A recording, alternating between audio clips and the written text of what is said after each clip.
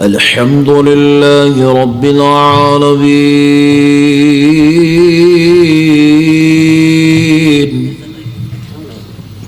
सुभान अल्लाह। वस्सलातु वस्सलामु अला सय्यिदिल अंबिया'i वल मुरसलीन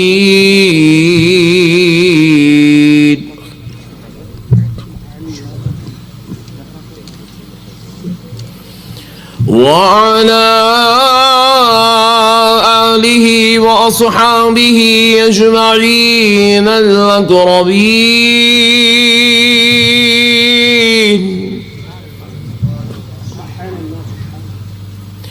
अशहदु अन ला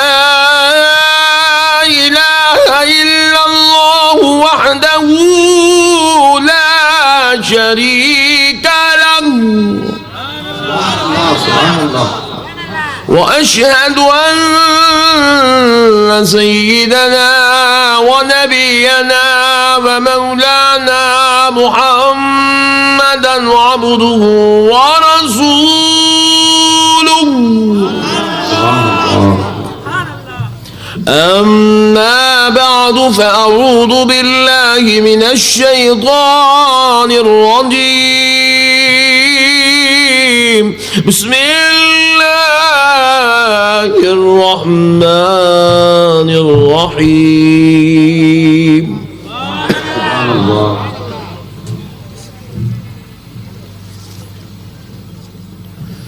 या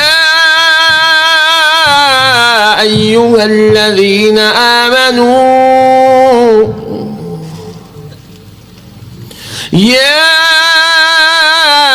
अय्युहल्लज़ीन आमनू क़ू अन्फुसकुम व अहलीकुम नारा।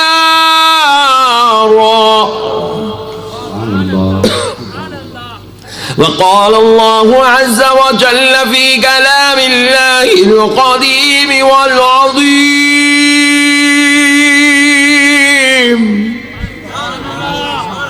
या अय्युहन्नासु कुलू मिम्मा फ़िल अर्दि हलालन तय्यिबा वला तत्तबिऊ खुतुवातिश शैतान इन्नहु लकुम अदुव्वुम मुबीन।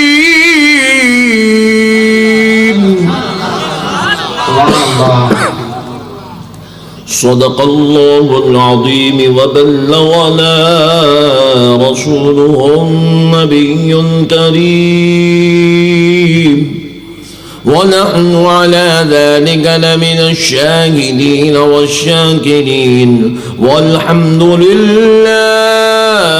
रब्बिल आलमीन।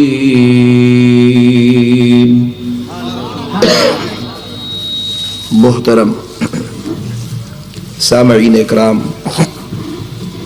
मुअज़्ज़ज़ बुजुर्ग हज़रात और नौजवान साथियों, बिलखुसूस स्टेज पर जलवा अफरोज़ पीर तरीक़त रहबर शरीयत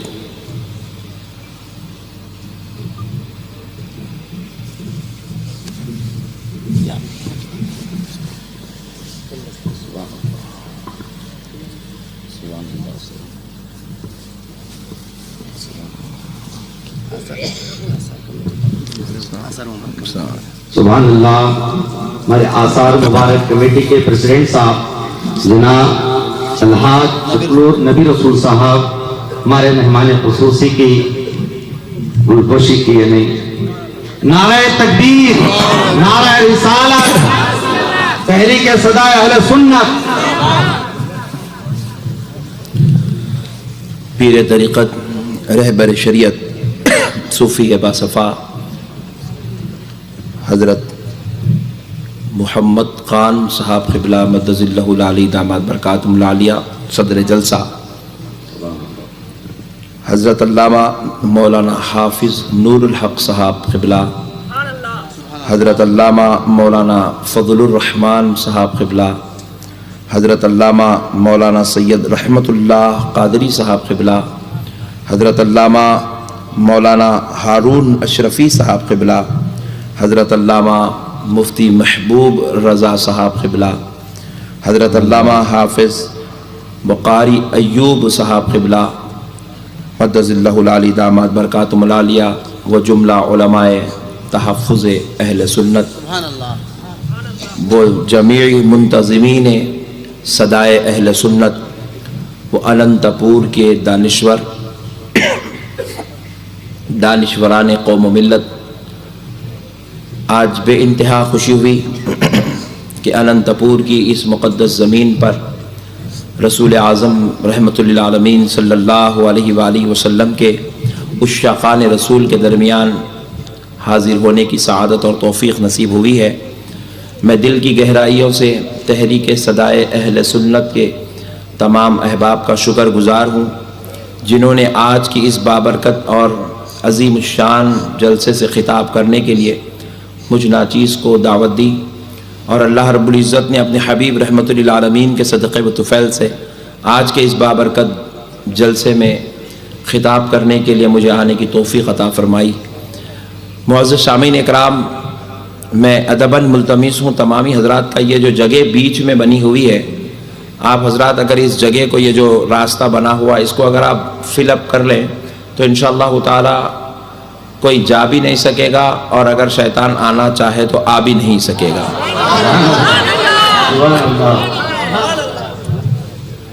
तो हजरात आप अपने रास्ते को ज़रा, कुर्सियाँ भी आप अगर कुर्सी इधर हटा लेंगे तो इंशाअल्लाह ये रास्ता बंद हो जाएगा। और पीछे वाले भाई हजरात भी ज़रा अपने कुर्सियों को सामने ले लें। माशाअल्लाह आधे किलोमीटर तक जलसा नज़र आ रहा है।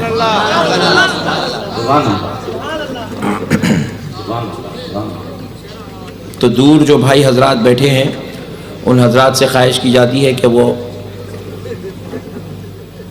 अपनी कुर्सियों को बिल्कुल करीब कर लें। जो हजरात बिल्कुल दूर बैठे हुए हैं और स्क्रीन्स में मुझे देख रहे हैं, मैं चाहता हूं कि वो थोड़ा करीब आ जाएं ताकि स्क्रीन से भी देखते रहें और जब आंख थक जाए तो बराह रास्त भी देखें। तो प्यारे बुजुर्ग और दोस्तों, और बिलखुसूस आज के इस जलसे में नौजवान दोस्तों ने बताया, कसीर इस्लामी माएँ और बहनें भी इस जलसे को समाअत कर रही हैं और भाई हजरात जिन्होंने मुझे दावत दी है उनका खुसूसी तौर पर मुझसे उन्होंने ख्वाहिश की कि इस्लाह मुआशरा के उन्वान पर और अक़ाइद अहले सुन्नत के तहफ़्फ़ुज़ के उन्वान पर कुछ देर गुफ्तगू की सआदत हासिल करूँ। तो इसीलिए मैंने आयात मुबारिका की जो तिलावत का शर्फ़ हासिल किया जिसका इस्लाह मुआशरा से ख़ास ताल्लुक़ है। मगर पहले बात अक़ीदे से शुरू करते हैं, क्योंकि अगर अक़ीदा मज़बूत है तो फिर अमल करेंगे तो अमल में मज़ा भी आएगा, और जब अक़ीदा ख़राब हो और लाख अमल कर ले अल्लाह रब्बुल इज़्ज़त उस अमल को कबूल नहीं करेगा। और अमल का दारो मदार ईमान पर है, फिर ईमान के बाद नीयत पर है। जब हमारा ईमान अच्छा होगा और हम अमल करेंगे तो अल्लाह तबारक व तआला एक सजदे के बदले में 1000 सजदों का भी चाहे तो सवाब अता फरमाएगा। अल्लाह अगर चाहे हमारी एक तौबा के बदले में हमारी 70 साल के गुनाह माफ़ फरमा दे तो उसके इख्तियार की बात है, वो फरमाएगा। मुअज़्ज़ज़ शामीन इकराम, बस शर्त इतनी है कि बंदे को चाहिए कि अपने ईमान को मजबूत कर ले। और ईमान नाम किसका है, पहले आज इसको समझ लेते हैं। अक्सर लोग कहते हैं कि भाई मैं भी ईमान वाला हूँ, बाजू वाले भी बोल रहे हैं मैं भी ईमान वाला हूँ, पीछे वाले भी बोल रहे हैं मैं भी ईमान वाला हूँ, सामने वाले भी बोल रहे हैं मैं भी ईमान वाला हूँ। 2 साल हुआ बाज़ जमातें बन के, उन लोग बोल रहे हम भी ईमान वाले हैं बोल रहे हैं। अरे मैं बोला कहाँ से आ गए रे भाई तुम लोग, अभी दूध नहीं छूटा हो जमात का, और उन्होंने भी दावा कर रहे हैं उन्होंने ईमान वाले हैं। बच्चों को रेंगना नहीं आ रहा, अभी उन्होंने बोल रहे हैं हम ईमान वाले हैं। तो मेरे प्यारे बुजुर्ग और दोस्तों, आज ज़रा ईमान किसको कहते हैं इस पर रोशनी डालते हैं, फिर उसके बाद अमाल सालिहा इंशाअल्लाह ताला समझ लेंगे। मैं उम्मीद करता हूँ कि आप हजरात इसको मुकम्मल तौर पर समझने की कोशिश करेंगे इंशाअल्लाह। देखिए मेरे प्यारे भाई, यह बात अच्छी तरह याद रख लें, ईमान किसी अमल का नाम नहीं है, और ईमान उस चीज़ का नाम है जो दिखता भी नहीं है। ईमान दिखता, अब यहाँ जितने लोग बैठे हुए हैं आप दावे के साथ बोल सकते हैं कि यहाँ सब ईमान वाले हैं, लेकिन हो सकता है कि कोई अगर एक आध काफिर बैठ जाए तो आप पहचान सकते हैं, क्योंकि ईमान दिखने वाली चीज़ का नाम नहीं है, ईमान किसी अमल का नाम नहीं है, मोमिन किसी की पेशानी पर लिखा हुआ नहीं होता है, और हर दाढ़ी छोड़ने वाला मोमिन होना कोई ज़रूरी नहीं है, हर कुर्ता पैजामा पहनने वाला कोई मोमिन होना ज़रूरी नहीं है, और हर नेहरू की तरह हर शेरवानी पहनने वाला भी मुसलमान होना ज़रूरी नहीं है। मेरे प्यारे बुजुर्गों और दोस्तों, सिखों की तरह हर पगड़ी बनने वाला भी मोमिन होना ज़रूरी नहीं है। एक मुट्ठी दाढ़ी छोड़कर मुसलमान होना ज़रूरी नहीं है। नाफ के नीचे तक भी दाढ़ी छोड़ा तो मुसलमान होना ज़रूरी नहीं है। महल्ले में खटके मारा भी तो मुसलमान होना ज़रूरी, 4 महीने के लिए गायब हो गया भी तो मुसलमान होना ज़रूरी नहीं है। मुसलमान होने के लिए ना 4 महीने जाना शर्त है, मुसलमान होने के लिए ना खटके मारना शर्त है, मुसलमान होने के लिए ना इतनी दाढ़ी छोड़ना शर्त है, ना मुसलमान होने के लिए झंडा चढ़ाना शर्त है। मुसलमान मेरे प्यारे बुजुर्गों और दोस्तों किसी अमल का नाम नहीं है, मुसलमानियत और ईमानियत अकीदे का नाम है। ईमान अकीदे का नाम है। किसका नाम है, जरा बोले, जरा जोर से बोले। अकीदे का नाम है। टोपी पहनने से आप मोमिन नहीं होते। टोपी पहनने से मोमिन, खादियानी भी टोपी पहन रहा, मोमिन बोलेंगे? नहीं बोलेंगे। शिया भी कुर्ता पैजामा अगर पहन ले तो मोमिन बोलेंगे? नहीं बोलेंगे। मेहदवी अगर दाढ़ी छोड़ ले तो मोमिन बोलेंगे? नहीं बोलेंगे। अहले हदीस यहां तक हाथ उठाया तो बोलेंगे। मैं आपसे सुनना चाह रहा था, मैं बोला तो पकड़े जाता हूं। तो प्यारे बुजुर्गों और दोस्तों, बात को समझने की जरूरत है कि ईमान का ताल्लुक अमल से नहीं है। ईमान का ताल्लुक अमल से नहीं है। ईमान अकीदे का नाम है। आप मेरी बात को सुनिए, मैं आपको खुलासा इसलिए कसरत से कर रहा हूं ताकि आपके जहन में बात अच्छी तरह बैठ जाए। ईमान अकीदे का नाम है, और अकीदा कैसा होना चाहिए ये बड़ी काम की चीज है। इसको गौर से सुनो। अल्लाह को वहदहू ला शरीक मानने का नाम ईमान है। मुस्तफा को आलिम गैब मानने का नाम ईमान है। नबी को हाजिर और नाजिर मानने का नाम ईमान है। नबी को पाक और बेऐब मानने का नाम ईमान है। नबी को सारे नबियों का सरदार मानने का नाम ईमान है। ला मका का मकी रब के दीदार से मुशर्रफ हुआ, इस बात के मानने का नाम ईमान है। बस में महशर का दूल्हा होगा, मुकामे महमूद पर बैठा होगा, गुनाहगारों की शफाअत करा ही रहा होगा, इसको मानने का नाम ईमान है। गुनाहगारों का हाथ पकड़कर जन्नत में ले जाएगा, इसको मानने का नाम ईमान है। खबर में आएगा, अपना नूरानी जलवा दिखाएगा, इसको मानने का नाम ईमान है।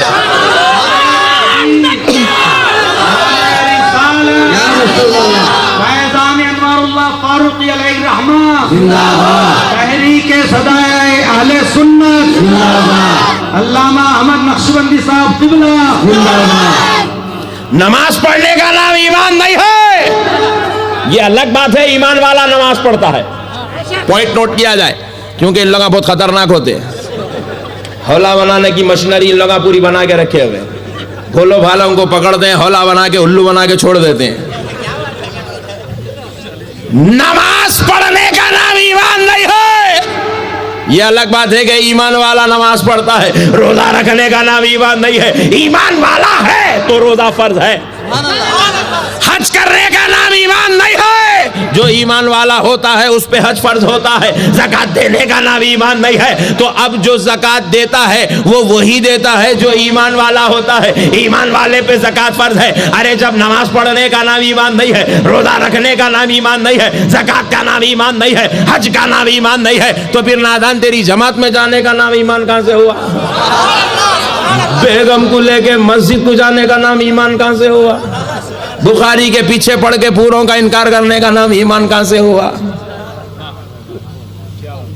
मेरे प्यारे बुजुर्ग और दोस्तों, आज बिल्कुल भोले भाले मुसलमानों को नौज़ुबिल्लाह मिन ज़ालिक एक जाहिलाना तागे से बांधकर उनके ईमान को बर्बाद किया जा रहा है। और सुनो, अल्लाह और उसके रसूल को मान लिया लेकिन कुरान का इनकार कर दिया तो काफिर हो गया। तो पता क्या चला? अल्लाह को वादहू ला शरीक भी मानना है, नबी को पाक और बेअयब भी मानना है, आलिम गैब भी मानना है, हाजिर और नाज़िर भी मानना है, शफाअत उज़्मा का हकदार भी मानना है, मालिक जन्नत और मुख्तार कायनात भी मानना है, तो फिर आगे चलकर कुरान को बेअयब भी मानना है, कुरान को लारैब भी मानना है, औलिया कराम की हयात खुबूर को भी मानना है, औलिया कराम के तसर्रुफात को भी मानना है, सहाबा की जिंदगी को भी मानना है, अहले बैत की अज़मत को भी मानना है, सादात इकराम की ताज़ीम को भी मानना है। जब ये सारी चीजें मानता है, रब कहता आ मेरे बंदे जरा मेरे फरिश्तों को मासूम मान ले, मेरे अंबिया को बेगुनाह मान ले, और सुन ले क़यामत के दिन उठाए जाने को मान ले, खबर में सवाल और जवाब के होने को मान ले, हिसाब व किताब को मान ले, तकदीर के होने को मान ले। इसको ईमान कहते हैं। हमने कहा मौला ईमान तो ये परवरदिगार हम ला ही चुके हैं, ए अल्लाह हम तुझे बेअयब मान ही जाते हैं, ए अल्लाह तेरे नबी को बेअयब मानते हैं, तुझे कादिर मुतलक मानते हैं, ए परवरदिगार जरा बता दे तो सही ईमान की और क्या रहमतें हैं, ईमान की और क्या मामलात है। तो रब ने फरमाया सुन मेरे बंदे, जो दिखता है उसको मानने का नाम ईमान नहीं है।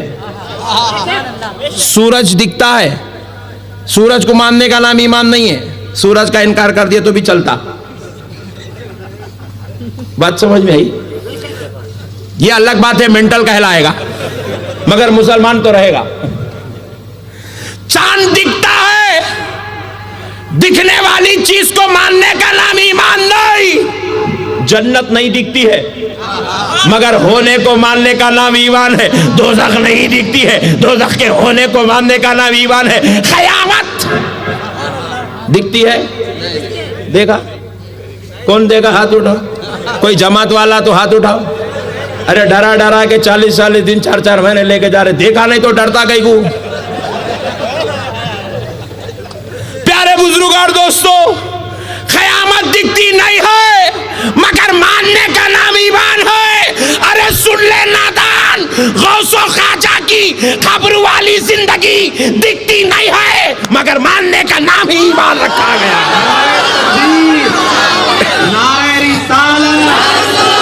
फैज़ान औलिया, गौस का दामन नहीं छोड़े, का दामन नहीं छोड़े, फैज़ान सदाए अहले इस्लाम, फैज़ान सदाए अहले सुन्नत। मेरे प्यारे बुजुर्ग और दोस्तों, जो नहीं दिखता है उसी को मानने का नाम ईमान है। कुरान को आप मानते हैं? मानते हैं ना? अरे जरा बोलो भाई, हैबत हो रही, हैबत। मानते तो है ना? आई सो देखे, लाए सो देखे, लिए सो देखे, दिए सो देखे, मगर सब मानना, इसी का नाम ईमान है। जो देख लिया उसको मानना कमाल नहीं है, जो देख लिया उसको मानना कमाल नहीं है, जो नहीं देखे उसको मानने का नाम ईमान है। अब अगर कोई जाहिल पूछे औलिया अल्लाह खबरों में जिंदा है, अरे दीवाने अगर देख लेते तो तुझे पूछने की तौफीक कहीं को होती थी? तू भी मानता था, तू भी चादर चढ़ाता था, तू भी फूल चढ़ाता था।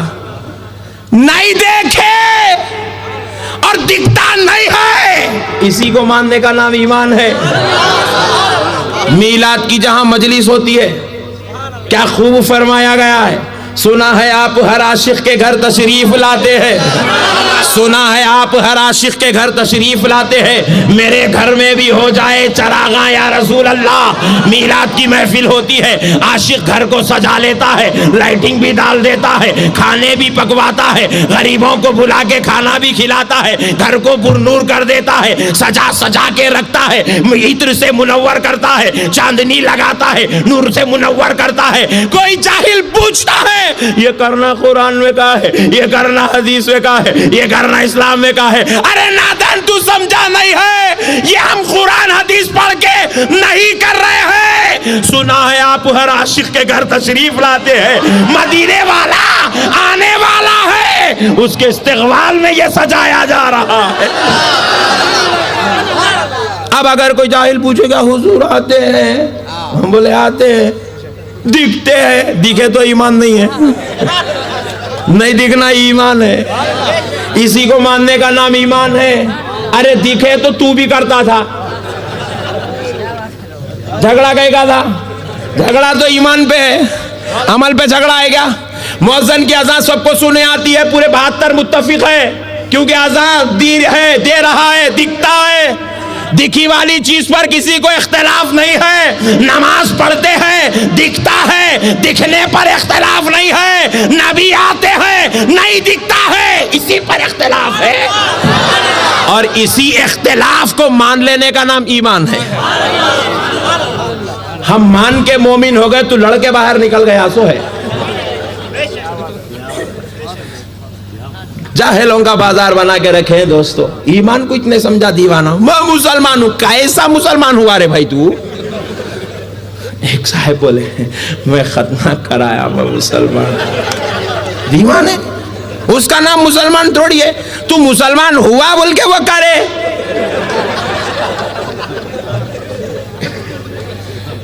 क्या जाहिल लोग हैं मेरे भाई। कहां से आए रे भाई तुम लोग? हाँ मेरे प्यारे दोस्तों, आज समझने की जरूरत है। जब इंसान हक़ानियत को समझ लेता है। अब एक साहब पूछो, मौलवी साहब झंडा कहीं को लगाते? ये पूरे मामलात ईमान वालों के हैं। किसके है ये झंडे लगाना, ये दरगाह को जाना, ये फूल चढ़ाना, वहां ठहर के सुनाना, उन्होंने सुन के उनको सुनाना, ये पूरे ईमान वालों की दास्तान है। पूछे मौलाना झंडा कहीं को चढ़ाते? तो मैं बोला वो चढ़ाए तो घर को शैतान नहीं आता बोल के चढ़ाते। कौन नहीं आता? शैतान नहीं आता, इसलिए झंडा चढ़ाते। तो बोले मौलाना सही भी नहीं आता क्या? मैं बोला सच्ची सच्ची नहीं आता बा। तो बोले मौलाना आया नहीं लगाए जब आया था क्या? मैं बोला बिल्कुल आता बा। तो बोले मौलाना आया सो दिखा क्या? नहीं दिखा। उन्हें है बोल के मानना ईमान में दाखिल है। शैतान है नहीं है? जल्दी बोलो, जरा जोर से बोलो। महमूद भाई रिकॉर्ड करो, पहले हदीस को सुनाना है। शैतान है? अरे जरा जोर से बोलो जी। देखे? अरे वाह, नहीं देख के शैतान को मानता, नबी को मानना टेंशन है। बगैर देखे शैतान को मानता। शैतान है। और आप लोगों से ज्यादा जमात वालों को मालूम है शैतान है। कल जाके जमात वाले को पूछो, उन्हें तो बोलता हमारे दादा है जी, कैसा नहीं रहते बोलता। अरे शैतान को मानने वाले और शैतान को इतनी अच्छी तरीके से मान रहे हैं इन लोग। हाँ, इनका ईमान शैतान पे है। देखो शैतान को इतनी अच्छी तरीके से मान रहे हैं। बोल रहे नमाज पढ़े तो नमाज में भी शैतान आता कहते। ऐसा इतनी गहराई में कभी हम लोग गई च नहीं। हमको नबी से फुर्सत ही नहीं मिली, शैतान की तरफ जाएंगे हमको कभी गौसो खाजा के सदक़ों से फुर्सत ही नहीं मिली, उधर तवज्जो करेंगे कहीं को। और हमारा दस्तूर, हमारे बुजुर्गों ने क्या सिखाया, जिस गली को जाना नहीं है वहां का पता ही मत पूछो। तो प्यारे बुजुर्गों और दोस्तों, इन लोगों की दास्तान ये है। बोले शैतान है। मैं पूछा अच्छा मिलता? बोले नहीं नहीं, नमाज में आता। ओहो, आए तो क्या होता? बोले लुक़मा लेना पड़ता, सजदे सहू करना पड़ता। कभी 4 रकत के बजाय 3 रकत हो जाती है, कभी 3 के बजाय 4 हो जाती है। अच्छा, इतना पावरफुल है कि तेरी नमाज में आता है। अच्छा, मैं पूछा तू अनंतपुर का है? अनंतपुर में पढ़े तो आता हूँ, हैदराबाद को आए तो आता क्या? बोले जी हाँ, अनंतपुर अगर हैदराबाद को चला जाए तो उसकी हैदराबाद वाली नमाज में भी आता है। मैं पूछा अच्छा, मक्के को जाके अगर अनंतपुर वाला नमाज पढ़े तो क्या शैतान वहां भी आता है? बोले हाँ हाँ, शैतान वहां भी आता है। मैं बोला वहां भी भयकाता है? बोले जी हाँ भयकाता है। मैं बोला ओहो, इतनी मोहब्बत है तुझसे कि तू यहाँ था तो तेरे साथ है, हैदराबाद गया तो तेरे साथ है, और जो तू वहां गया तो वहां साथ है, मक्के गया तो मक्के में साथ है, जमात में गया तो जमात में साथ है, बीवी को लेके नमाज को आया तो मस्जिद में साथ में है। बोले जी हाँ, नमाज में भी साथ में होता है, हर जगह साथ में होता है। तो मैंने कहा नादान सुन ले, शैतान से हमारा कोई रिश्ता नहीं है, शैतान हमारा दुश्मन है। ये मेरा कलाम नहीं, ये खालिक़े कायनात का कलाम है। अरे जो दुश्मन हो वो जगह जगह साथ रहता हो, और वो मदीने वाला मुस्तफा जिसके बारे में खुदा कहता है कि वो तुम्हारी जान से ज्यादा करीब है।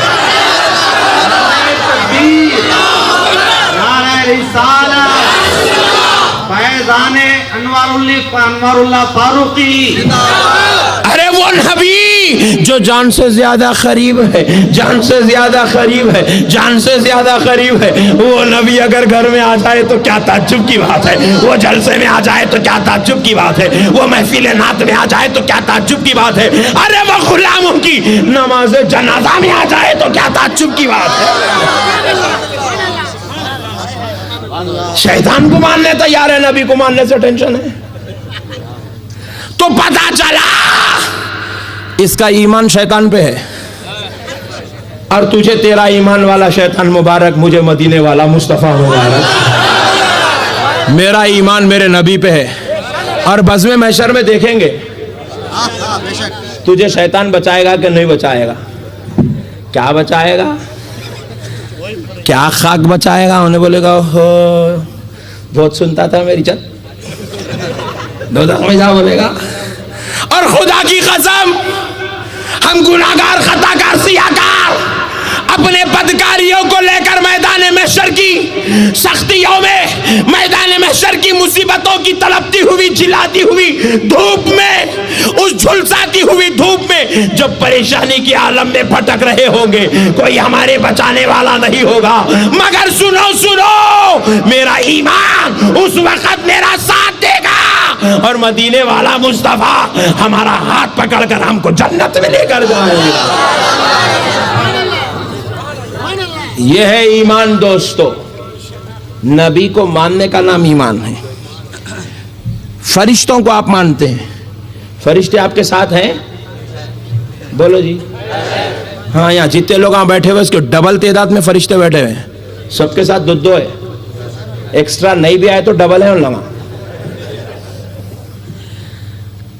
और आप बाजू वाले को पूछो कल सुबह जाके, मियाँ वो फरिश्ते रहते कहते ना? बेशक रहते बोलता है ना। कहीं को बोले तो इसको गुनाह लिखाने की आदत हो गई ना। अम्मा बाबा को छोड़ रहा, निकल जा रहा, अल्लाह ताला और उसके रसूल बोले रहने मियाँ औरतों को घर में रहने दे, उनको वहीं पढ़ लेंगे नमाज। कहीं को तो भी ले लेके फिर नहीं, मैं लेके निकलता हूँ ना। नमाजों को लेके जा रहे हैं भाई औरतों को। अजीब और गरीब लोग आए। अरे घर की चीजें रे बड़े भाई, घर में रहने दे। नहीं भाई, घर की जीनत है वो।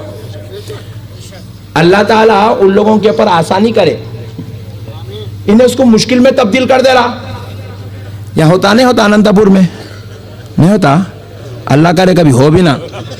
मगर सुन लो, ताकि कभी हुआ तो लाइट लेके बैटिंग करने को आता। प्यारे बुजुर्ग और दोस्तों, अजीब और गरीब कौम है भाई। लेके जाके एग्जीबिशन बना के पेश कर रहे हैं नमाज के नाम पे। ईद की नमाज, जुमा की नमाज, तरावी की नमाज। अरे कई को बड़े भाई घर में पढ़ने दे मेरे बड़े भाई, ना उनके ऊपर जुमा है, ना ईद है, ना तरावी है। तरावी पर जमात खवातीन के लिए नहीं है, तरावी उनको घर में पढ़ने का हुक्म है। इन्हें ले लेके फिर रहा है, पूरे जहां फिर रहा है ले लेके। मैं खूब गौर कर रहा है, इतनी दिलचस्पी कहीं को दिखा रहा है इन्हें औरतों को ले जाने के वास्ते। खूब गौर करा तो पता चला एक आदमी गए तो 150 रुपए कहते, औरत को लग गए तो 500 रुपए गए। अरे मैं बोला वो चक्कर है, पैसों का मामला है ये। मैं वो बोल रहा हूँ तो इतना भाई अपन लोग भी है ना भाई, अपने हरे घर में भी माशाल्लाह खवातीन है, लेके निकलने बेजारगी आती। पूरे पर्दों का एहतमाम करना, हया का एहतमाम करना, बचते बचते जाना, बचते बचते आना। हर मुसलमान के लिए लेडीज को आज के जमाने में बाहर लेके निकलना एक बहुत बड़ा मसला है। दिन में 5 मरतबा लेके निकल रहा। अरे बोला इतनी दिलचस्पी कहीं को दिखा रहा, बोले पैसे मिलते बोलता। वहां एक जगह लग गए तो नौकरी जाने की जरूरत नहीं है, टेंशन खत्म। यजीद पढ़ाया था सबसे पहले पैसे दे के नमाज, अब यजीद के बच्चे पढ़ा रहे हैं, इतना ही फर्क है।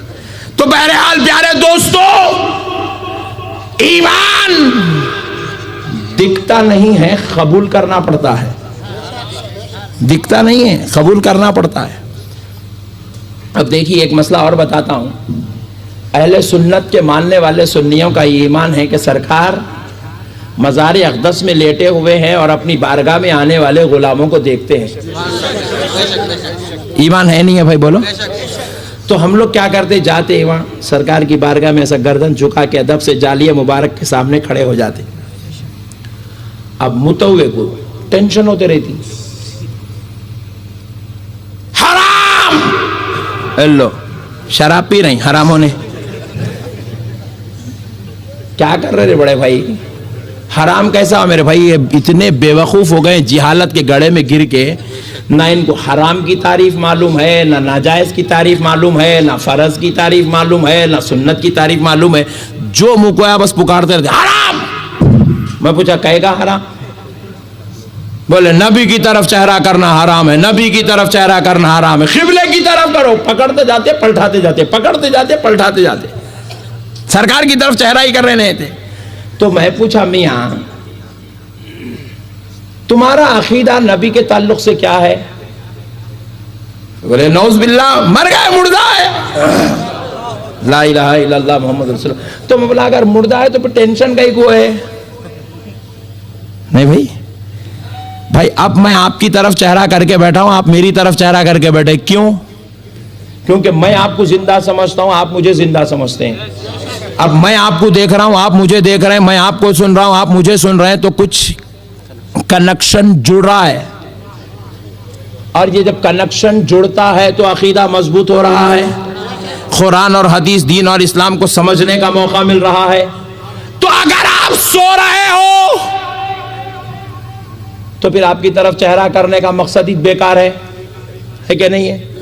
अगर सऊदी अरब के मुतव्वे का ये ईमान है कि नबी मुर्दा है, तो फिर मैं नबी की तरफ चेहरा कर रहा हूं तो उसको टेंशन कहीं को है? अरे भाई नौज़बिल्लाह उन्होंने तो मुर्दा ना, अरे भाई मेरे को ठहरने दे, फिर टेंशन कहीं को ले रहा तू? तो उन्हें बोल रहा मुर्दा, मगर उसका भी अकीदा यह है कि नबी जिंदा है। तभी तो डर रहा है कि ये नबी को देखा, नबी इसको देखे, रिश्ता मजबूत हुआ तो पूरी दुनिया के 12 बज जाएंगे, गुलाम फैजियाब हो जाएगा तो सबका कनेक्शन पत्ता कट करने लगेगा। इसलिए डर डर कर कह रहा है कि इधर चेहरा मत करना, इधर चेहरा मत करना, क्योंकि अगर तू पीट कर देगा तो बेअदब हो जाएगा, और बेअदब पर अल्लाह की रहमत नहीं होती, नबी का फैजान नहीं मिलता। तो ये हमारे अदब से डर रहा है, हमारे ईमान से डर रहा है। तो दोस्तों पता क्या चला?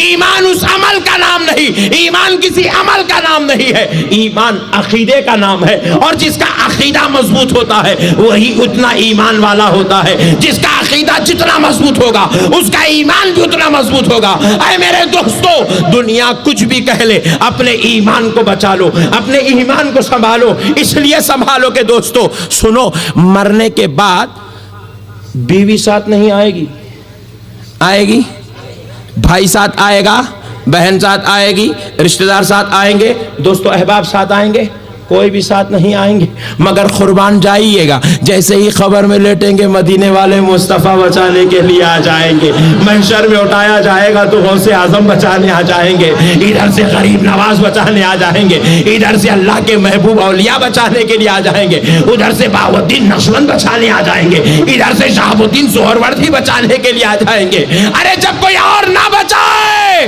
तो मेरे आका के नवासे इमाम हुसैन बचाने के लिए आ जाएंगे, मौलाए कायनात अलीउल मुर्तज़ा बचाने आ जाएंगे। अरे जब किसी और ने हमारा दाम को नहीं बचाया हो, हमारी शफाअत ना कराई हो, तो फिर उम्मती उम्मती का तराना पढ़ने वाला वो मदीने वाला आका, वो सारी कायनात का दाता, गुलामों का आका, गुलामों का आका, हम गुलामों का आका, मदीने वाला, मदीने का सुल्तान बज़्म महशर में हम गुलामों को बचाने के लिए आ जाएगा। सरकार हमारी शफाअत फरमाएंगे। मेरे दोस्तों, आज जरूरत इस बात की है कि मुसलमान अपने ईमान को मजबूत करे, और यही ईमान हमको बरोज़े महशर जन्नत में लेकर जाएगा। मैं आपसे एक बात पूछता हूं, मसले को हल करता हूं, फिर अमल की तरफ आता हूं। जरा दोस्तों, पूरी दुनिया के उलमा का मुत्तफिका फैसला है कादियानी काफिर है। मैं पूछा भाई कई को काफिर है, डेफिनेशन चाहिए, काफिर क्यों बोला जा रहा है, तारीफ क्या है काफिर बोलने की। जबकि कादियानी नमाज को भी मानता है, रोजे को भी मानता है, ज़कात को भी मानता है, तिलावत को भी मानता है, हज को भी मानता है, माँ बाप को भी मानता है, बीवी बच्चों को मानता है, सारे आइटम मान रहा है। अब गिनते बैठे तो सुबह हो जाएंगी। एक जगह गड़बड़ है, एक ही जगह गड़बड़ है। पूछे क्या? बोले कि वो हमारे नबी सल्लल्लाहु अलैहि वसल्लम के खातिमियत का, आपकी इख्तितामे नबुवत का इनकार करता है और खुद जो है मिर्जा गुलाम अहमद कादियानी को नबी बनाता है। आखिरी नबी मिर्जा गुलाम अहमद कादियानी को मानता है, नबी के बजाय गुलाम अहमद कादियानी का कलमा पढ़ता है। बाकी के नमाज रोजा ज़कात हज में कोई टेंशन नहीं है। टेंशन क्या हुआ? अकीदे में टेंशन हुआ, ईमान में टेंशन हुआ। अहले हदीस भी काफिर उसको कह रहे हैं, तबलीगी भी उसको काफिर कह रहे हैं, जमात इस्लामी वाले भी काफिर कर रहे हैं, और हमसे ज्यादा उन लोगों उसके पीछे पड़े हुए। अरे मैं पूछा मियां इसको काफिर क्यों बोल रहे हो, तो जवाब मिला ये खातिमुन नबिय्यीन सल्लल्लाहु अलैहि वसल्लम की खातिमे नबुवत का इनकार करता है, इसलिए हम इसे काफिर कहते हैं। तो मैंने पूछा जो खत्मे नबुवत का इनकार कर दे अगर वो काफिर है, तो जो अजमत नबुवत का इनकार कर दे वो मुसलमान कैसे हो सकता है? जो इज्जत रसूल का इनकार कर दे वो मुसलमान कैसे होता है? जो इल्मे गैब मुस्तफ़ा का इनकार कर दे वो मुसलमान कैसे हो सकता है? जो नबी के हाजिर और नाजिर होने पर बहस करे वो मुसलमान कैसे हो सकता है? जो अपने आप को नबी के बराबर समझे, नबी को अपने जैसा समझे, वो मुसलमान कैसे हो सकता है? तो बोले महमूद साहब वहां तक ही रहने दो, इधर न कहो, इधर आए तो ये पूरे मसले हमारे ऊपर निकलते। बोले नहीं भाई, आप जरा सोचो मेरे भाई, आप ये घर के बारे में बोल रहे हैं कि भाई ये अनरजिस्टर्ड घर है, इसको तोड़ दिया जाए। घर वाले परेशान न को, लेडीज बैठेंगी, उन लोगों बोले क्या मुल साहब रात में हमारा घर तोड़ा बोलेंगे। मिसाल दे रहा हूं, फॉर एग्जाम्पल है मिसाल, अनरजिस्टर्ड है। तो फिर मेरे प्यारे बुजुर्ग और दोस्तों जरा गौर करो, अनरजिस्टर्ड घर ये खाली एक ही तोड़ते ना, पूरे तोड़ते? पूरे तोड़ेंगे ना भाई। भाई मेरे प्यारे बुजुर्ग और दोस्तों, जब अनरजिस्टर्ड कहकर एक घर को चौराहे पर तोड़ा जा रहा है, गली के घरों को छोड़ा जा रहा है, तो पता क्या चला?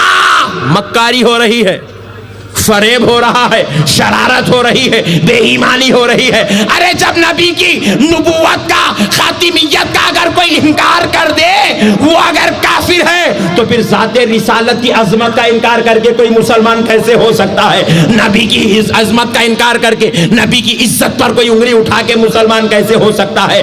नबी पर नौजुबिल्लाहि मिन ज़ालिक गुनाहगार होने का इल्जाम लगा के कोई मुसलमान कैसे हो सकता है?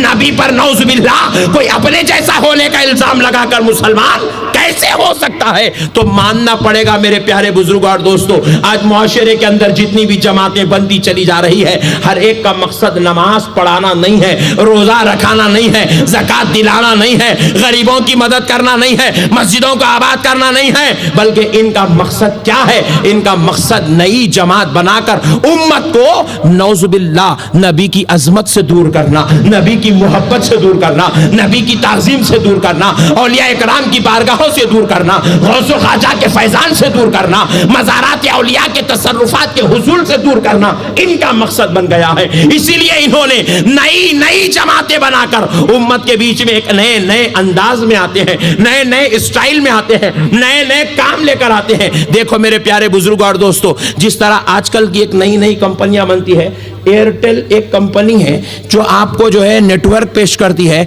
लेकिन आज 1 महीने तक एक स्कीम थी, 6 महीने चली, फिर उसके बाद कैंसिल, दूसरी स्कीम स्टार्ट कर दी है। कंपनी एक ही है, स्कीम चेंज हो रही है, फिर उसके बाद दूसरी स्कीम भी खत्म, तीसरी शुरू करता है, फिर वो भी खत्म, चौथी शुरू करता है। कंपनी एक ही है, नेटवर्क वही है, स्कीम चेंज कर रहा है। तो मतलब क्या है? हम जाके पूछे मियाँ पहले वाली अच्छी थी, ये सब बोल फिरा के तुम वहीं से लेके जा रहा, मसला क्या है, चेंज क्यों कर रहा? तो जवाब मिला मौलाना, लोगों को खरीब करने का एक तरीका है, तरीका है। हम बोले अच्छा, इन लोगों से सीखा क्या? बोले मौलाना इन लोग कौन? बोले हमारे पास भी बाद ऐसे मुसलमान है, पहले निकले थे तो तबलीगी जमात के नाम पर थे, फिर देखे हम जितने घेर सकते थे घेर लिए, उसमें से थोड़ों को निकाल के बोले अहले हदीस। स्कीम चेंज हो रही है मगर अकीदा वही है। नबी की अजमत से रोकना इनका भी मकसद था, नबी की अजमत से रोकना उनका भी मकसद था। अब ये कोशिश करने लगे, ये थोड़ों को घेर लिए, बोले अब हम हिम्मत हार गए हैं, बोले अब स्कीम चेंज। बोले क्या? जमात इस्लामी टाइटल बदल गया। फिर उसके बाद क्या हुआ? Scheme change. बोले क्या? अल कायदा।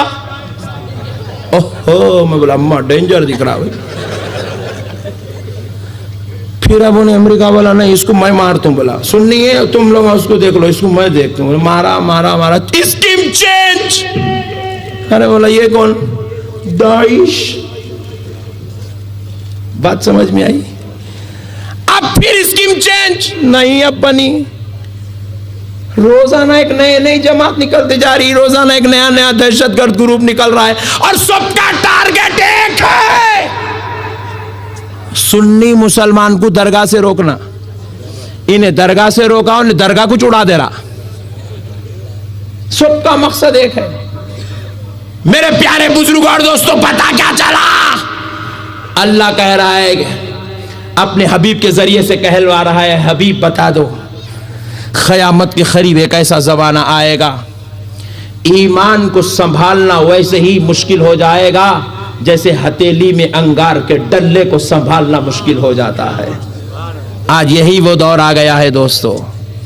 फिर आका अलैहिस्सलाम इरशाद फरमाते हैं, क़यामत के करीब एक ज़माना ऐसा आएगा,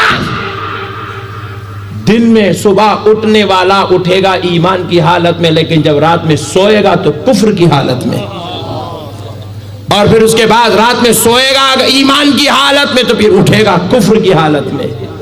यही वो दौर आ गया है दोस्तों। रात में बैठा अच्छा था, ईमान वाला था, सुबह गया बदअकीदे की सोबत में बैठा। ईमान इतना जल्दी कैसा चले आता? गौर करो। सुबह उठ रहा है ईमान की हालत में, रात में सो रहा है कुफ्र की हालत में। सरकार इरशाद फरमाई, इतना जल्दी एक दिन के अंदर 12 घंटे 15 घंटे में ईमान कैसे निकल गया? सुबह सुबह निकल के जा रहा था, एक आदमी मोहल्ले में बड़ी दाढ़ी वाला मिल गया।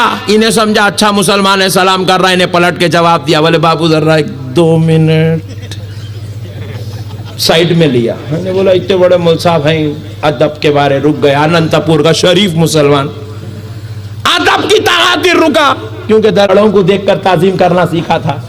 मगर आज के बाद दरगाहों में हम एक नया सबक भी सिखा देंगे, बड़ों का अदब जरूर करो मगर उस बड़े का करो जो अपने बड़ों को मानता है, उसका अदब मत करो जो बड़ों से बगावत करके आया है। प्यारे बुजुर्ग और दोस्तों सुनो। बोले 2 मिनट 2 मिनट 2 मिनट। बाजू बुलाया, बाजू बुला के बोला भाई चलिए जमात में नाम लिखाइए। 3 दिन लिखा दिया। अब लिखा दे के नाम चले गया। जाके वहां लोगों को पूछा भाई वो 3 दिन लिखा, दूसरे लोग गले लगाना, वाह हमारी जमात में आ गया था। बोले आखिर ये है क्या चक्कर जमात का? बोले हाँ कुफ्र से बचाना है, शिर्क से बचाना है, बिद्दत से बचाना है। बोले शिर्क है, दरगाह को जाना शिर्क है, फूल चढ़ाना शिर्क है, चादर चढ़ाना शिर्क है, उनको मानना शिर्क है, इनसे मांगना शिर्क है, उनको पूछना शिर्क है, इनके पास जाना शिर्क है, वहां झुकना शिर्क है, वहां लेटना शिर्क है, वहां लौटना शिर्क है, वहां बैठना शिर्क है, वहां देखना शिर्क है। इन्हें बोला अम्मा इतना बड़ा बाजार है, मेरे को मालूम ही नहीं था। बोला अब इन्हें यकीन के साथ घर को लौटा, शाम में काम करके रात में सो रहा है तो कुफ्र की हालत में। किस हालत में बोलो? हालांकि नमाज कल भी पढ़ा था, नमाज आज भी पढ़ रहा है, नमाज कल भी पढ़ेगा, मगर सुबह निकला तो ईमान वाला था। दिन में बदअकीदा लोगों की सोबत मिली, सोबत कबूल कर लिया, उनका अकीदा ले लिया, रात में सो रहा है तो कुफ्र की हालत में। मेरे प्यारे बुजुर्ग और दोस्तों, याद रखो आज ये वो जमाना आ गया है कि हमारे ईमान को तबाह और बर्बाद करने की कोशिश की जा रही है। बस एक बात बताकर इस ईमान वाली गुफ्तगू को खत्म करता हूं। प्यारे दोस्तों, अब एक पॉइंट की बात सुना देता हूं ताकि कल आपको कोई आदमी भी सताने की कोशिश ना करे, आपको ईमान को खराब करने की कोशिश ना करे, आपको बिगाड़ने की कोशिश ना करे। बस एक बात अहम सुन लो।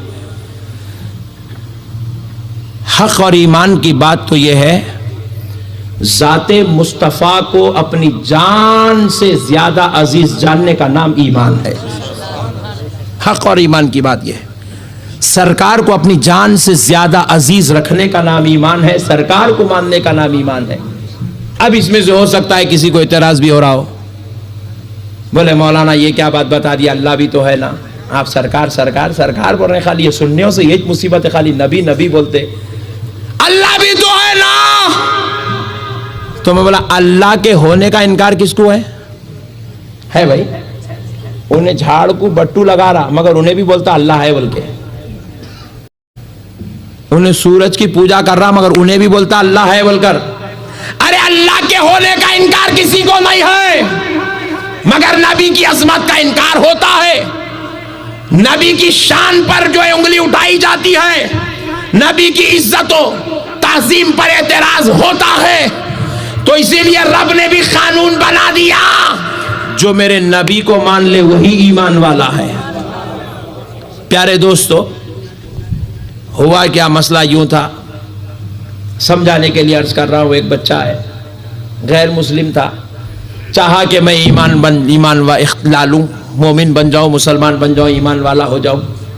तो उसने क्या किया, अनंतपुर के 8-10 नौजवानों को पकड़ा, मिसाल दे रहा हूं, मिसाल, 8-10 नौजवानों को पकड़ के बोला भाइयों मैं मुसलमान होना चाहता हूं। अनंतपुर के बच्चे बोले आहा अल्हम्दुलिल्लाह, एक और इजाफा होने को चला है। पकड़ के मौलाना साहब के पास लेके आए, मस्जिद के मौलाना साहब के पास लेके आके बोले हजरत इन्हों ईमान लाना चाह रहे हैं, मुसलमान होना चाह रहे हैं। सारे नौजवान बच्चों की तड़प को देखकर मौलाना साहब भी बोले मियाँ देखो, ईमान लाना चाह रहे, बहुत अच्छी बात है, मगर यहाँ पहले ही भूत है मेरे भाई, अब तू कहीं को बोले है सो लोग नहीं सुन रहे, नहीं सुधर रहे, कितने की जलसे कराए तो सुन लेके लाइट ले रहे। नहीं हजरत मैं ईमान लाना चाह रहा हूं, मैं मुसलमान हूं। बोले अच्छी बात है भाई, चलो आ जाओ, मगर थोड़े चीजें हैं मियाँ जो मानना पड़ता, जिसका मानना जरूरी है। बोले जी हजरत जैसे? बोले देखो दिन में 5 वक्त नमाज पढ़ना पड़ता, रोजे भी रखना पड़ता, ज़कात भी देना पड़ता, हज भी करना पड़ता, अल्लाह को भी मानना पड़ता। और अगर तुम शादीशुदा हो, जब तक तुम्हारे अहलिया मुसलमान नहीं होते, बीवी बच्चों से दूर भी रहना पड़ता, हलाल के कारोबार करना पड़ता, हराम की चीजों से, नापाकियों से, गंदगियों से, बुराइयों से, घंटियों से, बट्टुओं से दूर रहना पड़ता। बोले राइट, मानने को तैयार हूं मौलाना, सारी चीजें करने तैयार हूं। बोले अगर तू पैसे वाला है तो हज को भी जाना पड़ता, ज़कात भी देना पड़ता। बोले देने को तैयार हूं। तो बोले अच्छी बात है, जब इतना सब मान लेके आ गया तो बोले जरा जा पानी नहीं नहा लेके आजा, अच्छा गुस्ल कर लेके आजा, कलमा पढ़ाते। बोले अब उन्हें गया, गुस्ल उसल कर लेके बेहतरीन आलीशान लिबास पहन लेके, कुर्ता पैजामा पहन के, पहली बार पहना था बेचारा, पहन के आया मस्जिद में। मौलाना साहब बोले पढ़ो, अशहदु अल्ला इलाहा इल्लल्लाहु वहदहु ला शरीका लहू। पढ़ लिया अशहदु अल्ला इलाहा इल्लल्लाहु वहदहु ला शरीका लहू। मौलाना साहब पढ़ा, पढ़ा अशहदु अन्ना मुहम्मदन अब्दुहु व रसूलुहु। अब पढ़ो बोले तो रुक गया, रुके बोला अमुल साहब वो अभी पढ़ाए ना, अब अल्लाह बोल के आ गया था, उसके अंदर अशहदु अल्ला इलाहा इल्लल्लाह, अल्लाह आ गया, ये मोहम्मद कौन? बोले मियाँ ये अल्लाह के बंदे हैं और उसके रसूल है। बोले मौल साहब मैं अल्लाह को मानता हूं। बोला ये बंदों को मानना मेरे से नहीं होता, वहां 600 बंदे हैं बोल के छोड़ के, या एक खुदा है बोल के आया। जहां गए वहां गली में एक नए बाबा बैठे हुए, वहां पे स्कैंडल बाबा। बोले मौलाना वो माँ बाबाओं को छोड़ के, वो बुत परस्ती को छोड़कर एक खुदा वहदहू ला शरीक के लिए मैं इस्लाम में आना चाहता हूं। और आप है कि यहां भी आते कि एक बंदे और रसूल की तरफ मुझे मुतवज्जे कर रहे हो। मैं अल्लाह को मानता हूं, मगर ये रसूल बंदे मेरे से नहीं हो सकता। तो मौलाना साहब बोले अच्छी बात है, तुम जहां थे वहीं अच्छे हैं, वहीं जाओ। बोले तो बोले नहीं, मैं इस्लाम लाऊंगा, मुसलमान बनूंगा, मोमिन बनूंगा, ईमान लाऊंगा। तो बोले मैं फिर मैं जो पढ़ा रहा हूं वो पढ़, खामोशी से आमन्ना सद्दक़ना बोल। तो बोले नहीं मौल साहब मैं अल्लाह को मानता हूं, ला इलाहा इल्लल्लाह पढ़ रहा हूं। मौल साहब बोले 6 महीने पढ़ लिया तो भी मुसलमान नहीं होता। बोले कितने दिन? जरा जोर से बोलो। 6 महीने भी ला इलाहा इल्लल्लाह ला इलाहा इल्लल्लाह ला इलाहा इल्लल्लाह ला इलाहा इल्लल्लाह अल्हम्दुलिल्लाह रब्बिल आलमीन कुल अल्लाहु अहद कुल औज़ु बिरब्बिन नास कुल औज़ु बिरब्बिल फलक पूरी कुरान पढ़ लिया तो भी मुसलमान नहीं होता। नमाजों पे नमाज पढ़ रहा है अभी मुसलमान, हज को जाके आता हूं बोला भाई तो मुसलमान, पूरे रमजान के रोजे भी रख लिया तो मुसलमान। क्यों? इमाम साहब ने कहा सुन ले नादान, सिर्फ खुदा को मानने का नाम ईमान नहीं है, खुदा की वहदानियत के साथ मुस्तफा की रिसालत को मानने का नाम ईमान रखा गया।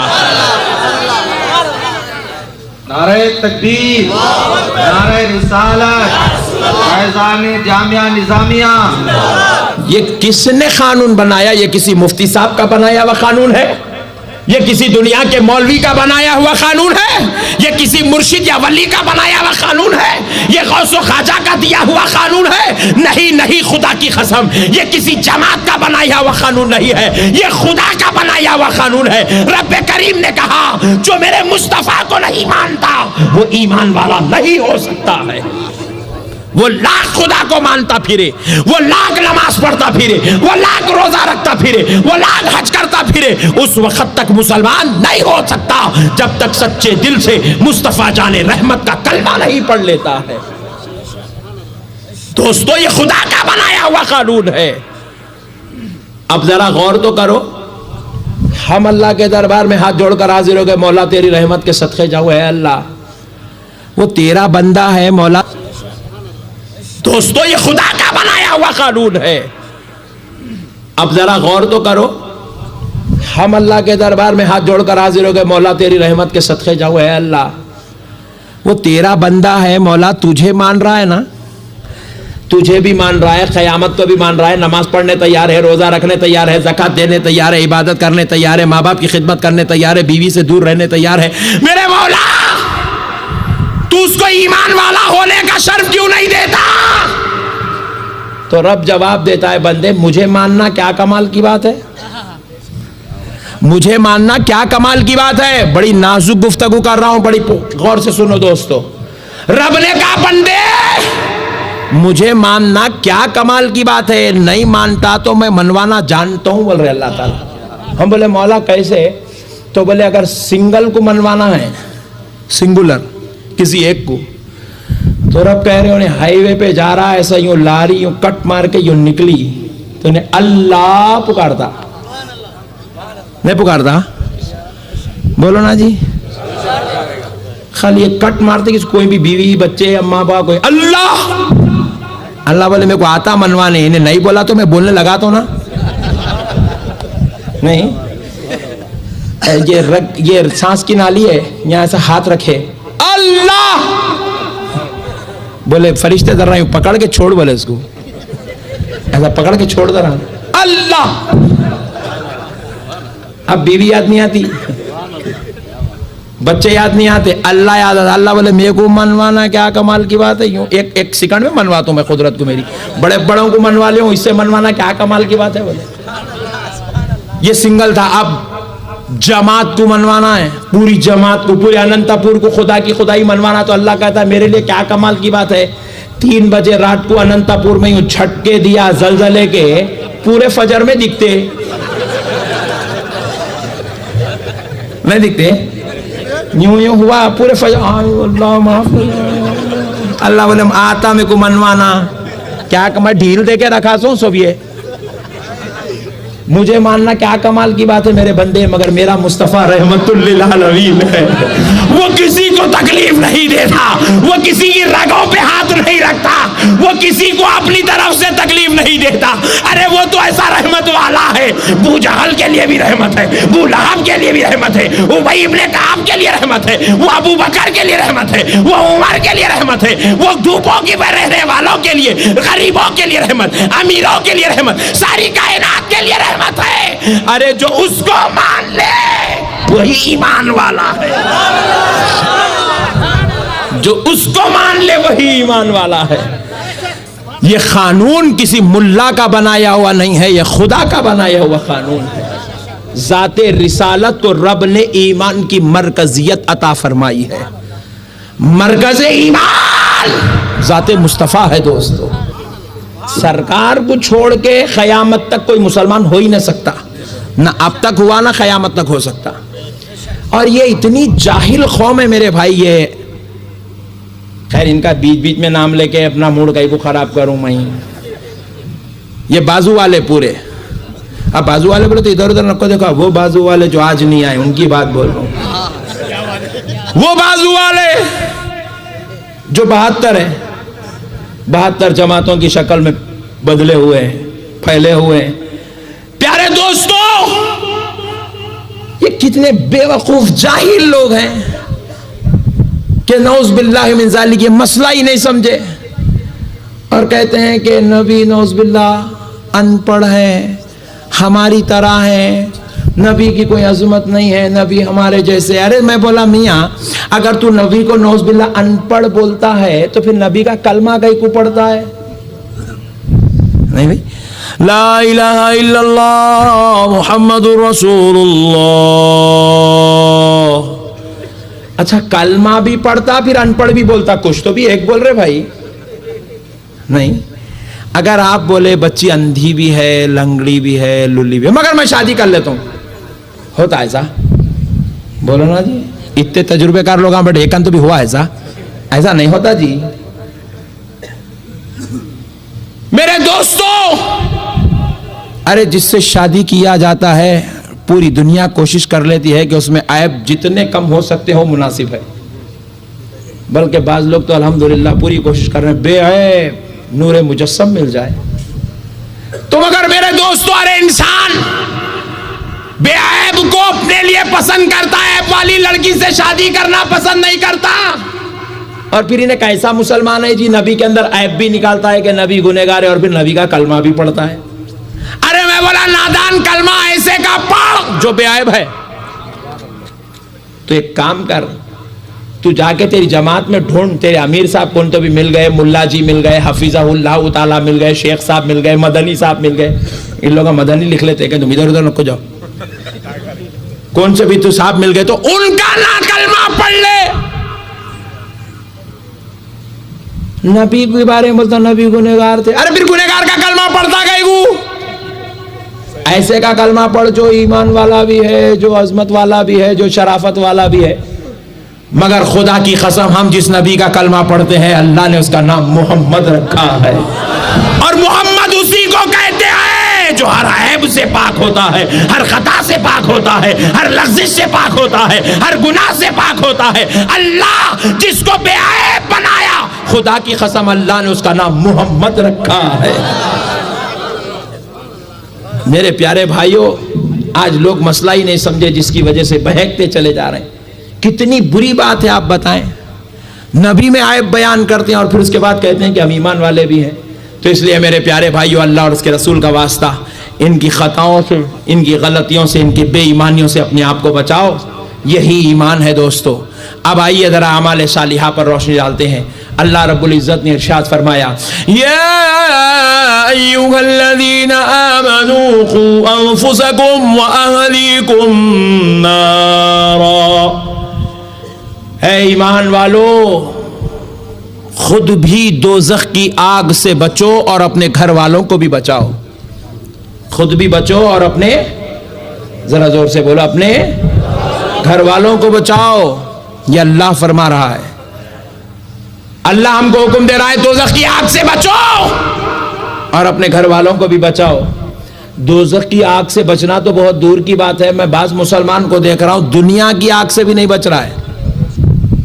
दुनिया की जिल्लत और रुसवाई से, दुनिया के तबाहकारियों से भी नहीं बच रहा है। आप बोले मौलवी साहब ये दुनिया की आग कौन सी है? पहले वो दुनिया की आग मुंह में सिगरेट की शक्ल में थी,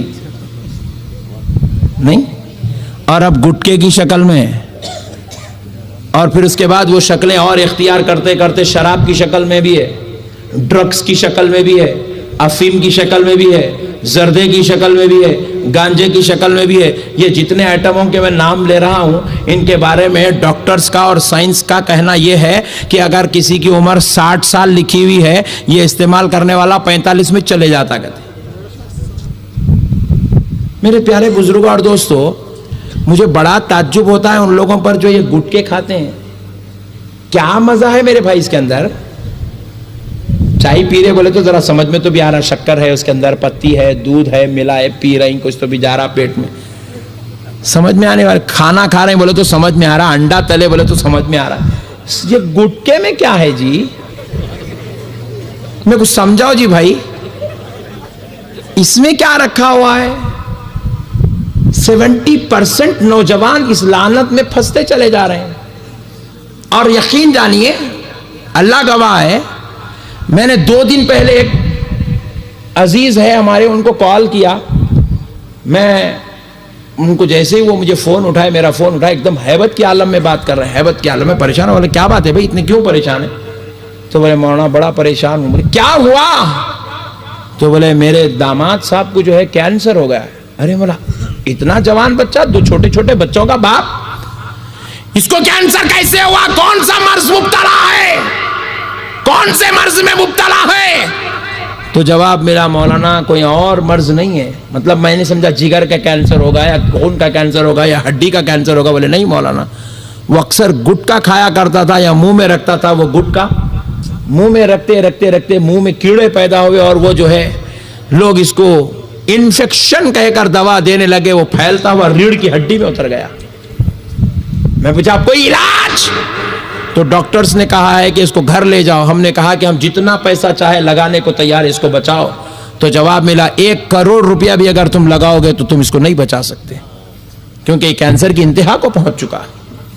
क्या उम्र है मेरे भाई, 30-32 साल का नौजवान है, मौत की घाट उतर रहा है सिर्फ ये गंदे आमाल की वजह से। और अल्लाह यही कह रहा है, लोगों अपने आप को भी दोज़ख से बचाओ, घर वालों को भी दोज़ख की आग से बचाओ। अब अगर मेरे प्यारे बुजुर्ग और दोस्तों आप एक बुरा ना माने तो बात कहूं, जितने बाप गुटखा खाते हैं उन्हें ये भी उम्मीद रख ले कि उनकी औलाद भी खाने वाली है। आप बोलेंगे हाँ क्या अमल साहब पेशेंट को यहां दे रहे हैं आप? अजी ये खुदा का बनाया हुआ कानून है, मौलाना साहब का बेटा मौलाना बनता कहते, अल्लाह वालों का बेटा अल्लाह वाला होता, नेक लोगों का बेटा नेक होता, साइंटिस्ट का बेटा साइंटिस्ट होता, पायलट का बेटा पायलट होता, डॉक्टर का बेटा तकरीबन 70 to 80% ऐसे होते, डॉक्टर का बेटा डॉक्टर होता है। गुटके खाने वालों का बेटा गुटका ही खाता है। अब आप बोलेंगे मैं गुटके खाया तो खाओ, मगर तू अल्लाह वाला बनना, तू हाफिज कुरान बोलता। क्या बाबा गलत फहमी में है आप, कब तक अंधेर बन के रहेंगे? आंखों से पर्दा हटाओ बाबा, तुम खा रहे और फिर तुम खाए तो खाए, छुपके भी नहीं खाए, मेरे से मंगा मंगा के खाए सो है। पूरी प्रैक्टिस बचपने से करा रहे हैं, अब बोलते हैं गुटखा नहीं खरीदना। कैसा होता बाबा जान? ऐसा नको बोलो, अपन दोनों एक साथ जाएंगे खबर में।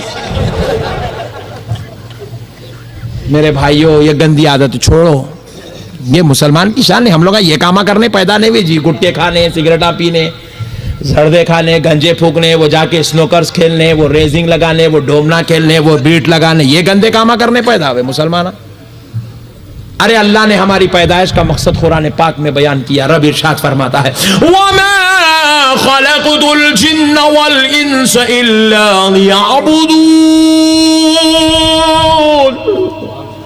हमने इंसान और जिन्नात को अपनी इबादत के लिए पैदा किया है। मैं एक मसला तुमसे पूछता हूं दोस्तों, रसूल पाक सल्लल्लाहु अलैहि वसल्लम इरशाद फरमाते हैं कि प्याज खाकर मस्जिद को मत आओ। ये मेरी शरीयत है मेरे आका की, प्याज खा के मस्जिद को मत आओ। क्यों? क्योंकि प्याज में, हालांकि प्याज हलाल है, जायज है, आप रोजाना बगैर दाले के सालन खाइच नहीं, आप एक दिन भी आपका बगैर प्याज का नहीं गुजरता, एवरी डे प्याज खा रहे हैं आप, हलाल है, जायज है। मगर कच्ची प्याज खाकर मस्जिद को आने की मुमानियत है। पूछा गया क्यों? तो रसूल अल्लाह इरशाद फरमाते हैं कि जब तुम प्याज खाते हो, उसके कच्चे होने की वजह से मुंह से जो बो आती है, हलाल चीज की जो बो आती है, जायज प्याज की जो बो आती है, अल्लाह और उसके रसूल ने जिसका जिक्र कुरान ने हदीस में किया है, उस प्याज की बो अगर तुम्हारे मुंह से आती है तो मस्जिद में मत आया करो, क्योंकि मस्जिद में रहने वाले फरिश्तों को तकलीफ होती है। प्याज खा के मस्जिद को नहीं आ सकते मेरे भाई, तो गुटखा खा के आ सकते ना? बोलो ना जी। जर्दे खा के आ सकते? ये गंदे तबाह और हलाक करने वाले, बर्बाद करने वाले, जिगर को लीवर को तबाह करने वाले सिगरेट पी के मस्जिद को आ सकते हैं? जरा बोलो। नहीं आ सकते बोले तो कल से कहीं पढ़ते सो नमाजा भी छोड़ देंगे। अच्छा अल्लाह ये मौलाना को अच्छा रखसा ही आए अनंतपुर को, ऐसे मौलाना को ढूंढ रहे थे हम, बोलेंगे कहीं आप लोग नहीं आ सकते तो अब करना क्या है? मस्जिद को जाना छोड़ देना? नहीं, नौजुबिल्लाह, खुदा की कसम आज से सिगरेट पीना छोड़ देना है, आज से गुटखे खाना छोड़ देना है। क्यों हलाकत में डाल रहे हो अपने आप को? क्यों अपने आप को मौत के करीब ले जा रहे हो?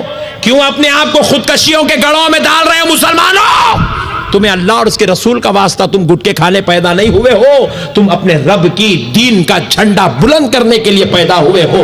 तुम मुस्तफा जाने रहमत की इश्क और मोहब्बत की बात को आम करने पैदा हुए हो, सुन्नतों को जिंदा करके दुनिया में फैलाने के लिए पैदा हुए हो, बुत परस्ती करने वालों को खुदा से जोड़ने के लिए पैदा हुए हो, अपने माँ बाप को खुश करके अल्लाह को राजी करने के लिए पैदा हुए हो। कोशिश करेंगे मेरे भाई? छोड़ देंगे मेरे भाई गुटके खाना? देखो आवाज पूरी खत्म हो गई। यही छह मुसीबत। मौल साहब तुम अच्छा बोलते बोल के आए, देखो हम लोग बोलो तुम, मगर ये सब बातें नको बोलो। मेरे प्यारे बुजुर्ग और दोस्तों, आज जरूरत है मुसलमान को अल्लाह और उसके रसूल की रिजा के लिए जिंदगी गुजारे। अजी मेरे भाई, इस दुनिया से सद्दाम हुसैन जैसा शहीनशाह चले गया, गया नहीं गया? कुछ ले गया? ले गया। फुट्टी कौड़ी भी साथ में ले गया, सिर्फ 2 गज कफन के अलावा कुछ भी नहीं ले गया। इस दुनिया से सिर्फ कफन ले गया मेरे भाई, ना अपनी सल्तनत ले गया, ना अपनी सरदारी ले गया, ना अपनी शहीनशाहत ले गया। अरे ले जाना तो दूर की बात है, बचा भी नहीं सका। जालिमों ने उसकी शहीनशाहत को लूट लिया। अरे जिसके पास सब कुछ था वो कुछ नहीं ले गया। हम तो गरीब मुसलमान हैं, हमारे पास है ही कुछ नहीं, तो हम क्या खाक लेके जाएंगे?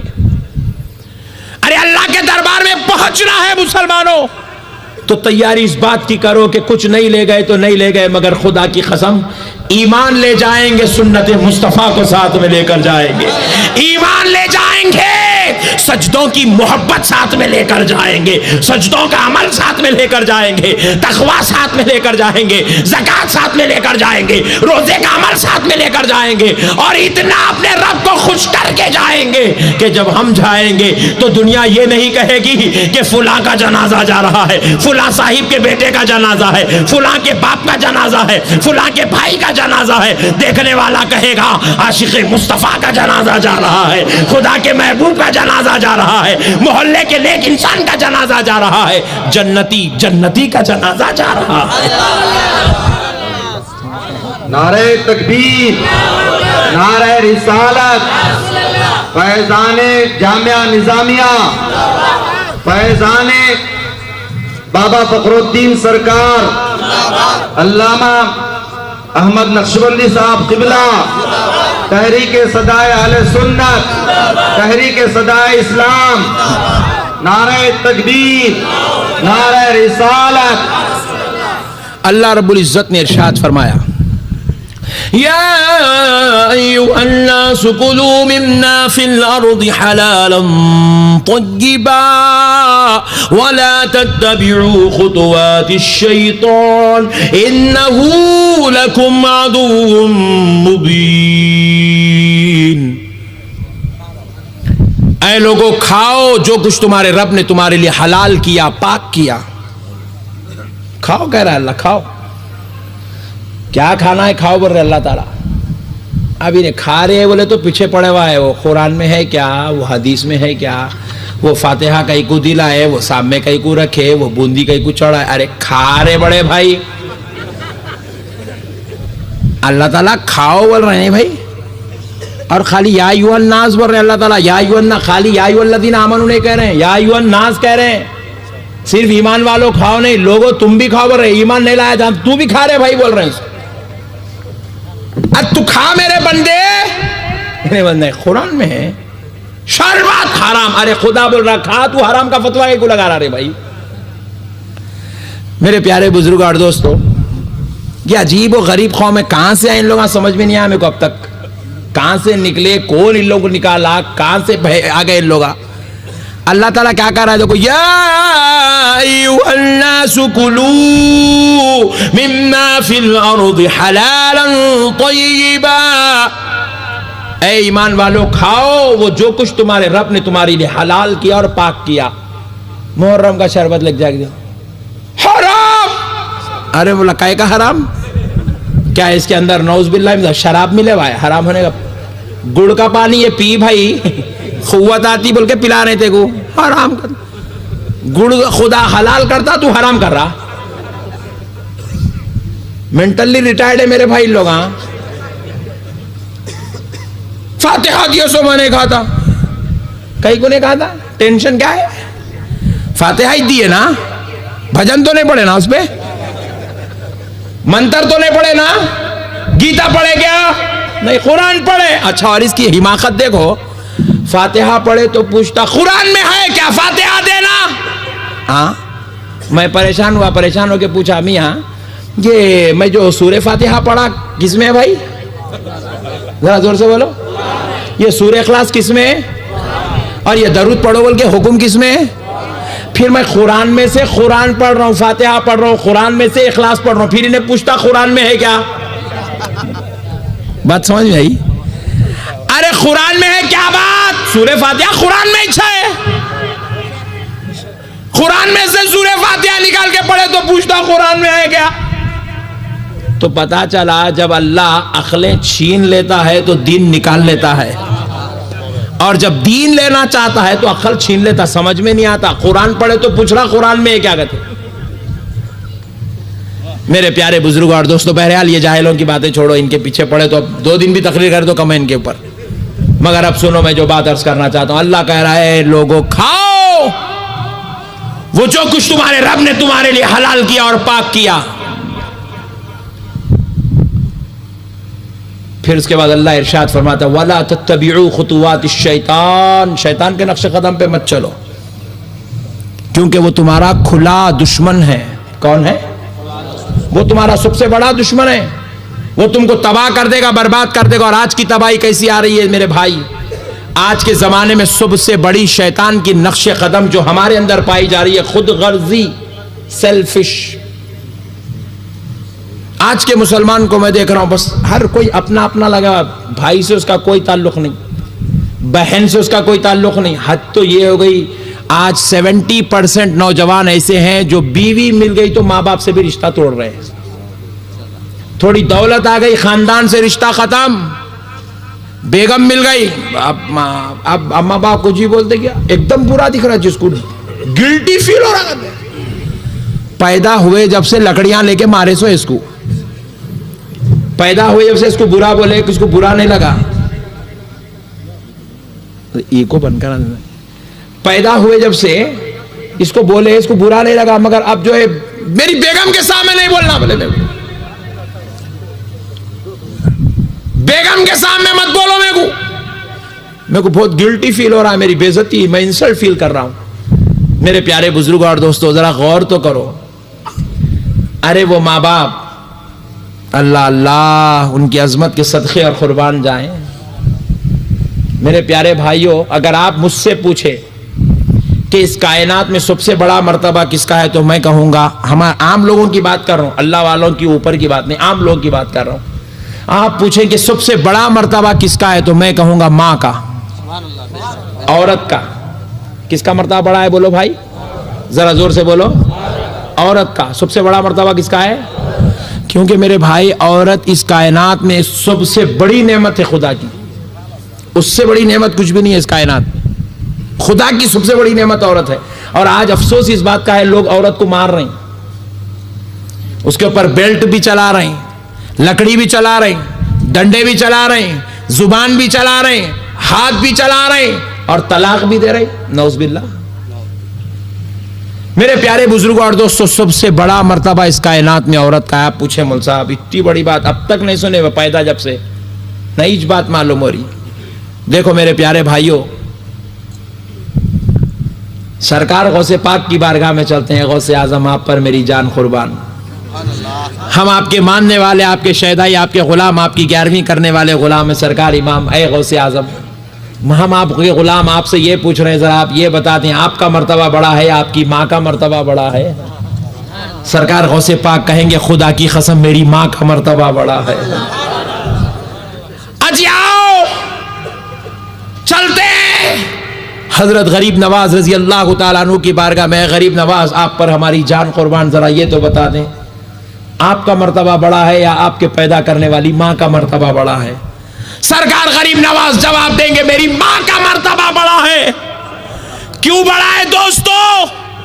इस कायनात में जितनी औलाद पैदा हुई, खुदा की कसम वो माँ के जरिए पैदा की गई है, माँ के जरिए पैदा की गई है।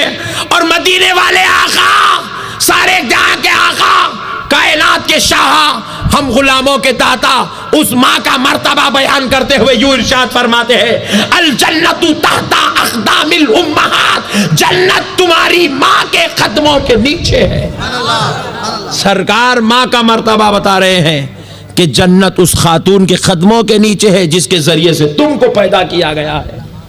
मेरे प्यारे बुजुर्ग और दोस्तों, एक वक्त ऐसा आया, रब ने जब अपने खुदा की अपनी खुदरत का जलवा दिखाना चाहा, अपनी मजहर खुदाबंदी दिखाना चाहा, तो रब ने बगैर बाप के बेटे को पैदा किया जिनका नाम ईसा अलैहिस्सलाम है, मगर बगैर मां के पैदा नहीं किया। औरत का यह मुकाम है। लेकिन अफसोस, आज दुनिया में हमने इस औरत नाम की इज्जत को नीलाम कर दिया है। मगर अफसोस, आज का मुसलमान इस औरत नाम की इज्जत को फरामोश कर दिया है। बगैर बुरखा इस औरत को मैदान में लेकर निकल गया, बाजारों में लेकर निकल गया, इनके ऊपर से पर्दे हटा लिए गए हैं। और जब सुनो औरत पर से पर्दा हटा लिया जाए, उसकी हया को निकाल दिया जाए, तो फिर उस औरत में और एक जानवर में कोई फर्क नहीं रहता है। अफसोस है मुसलमानों।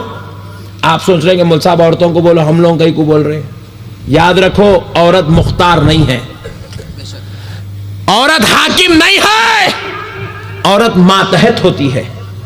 वो पैदा हुई तो बाप के मातहत थी, बड़ी हुई भाई के मातहत थी, बालिग हुई शौहर के मातहत है, बूढ़ी हुई पोतरे और नवासों के मातहत है।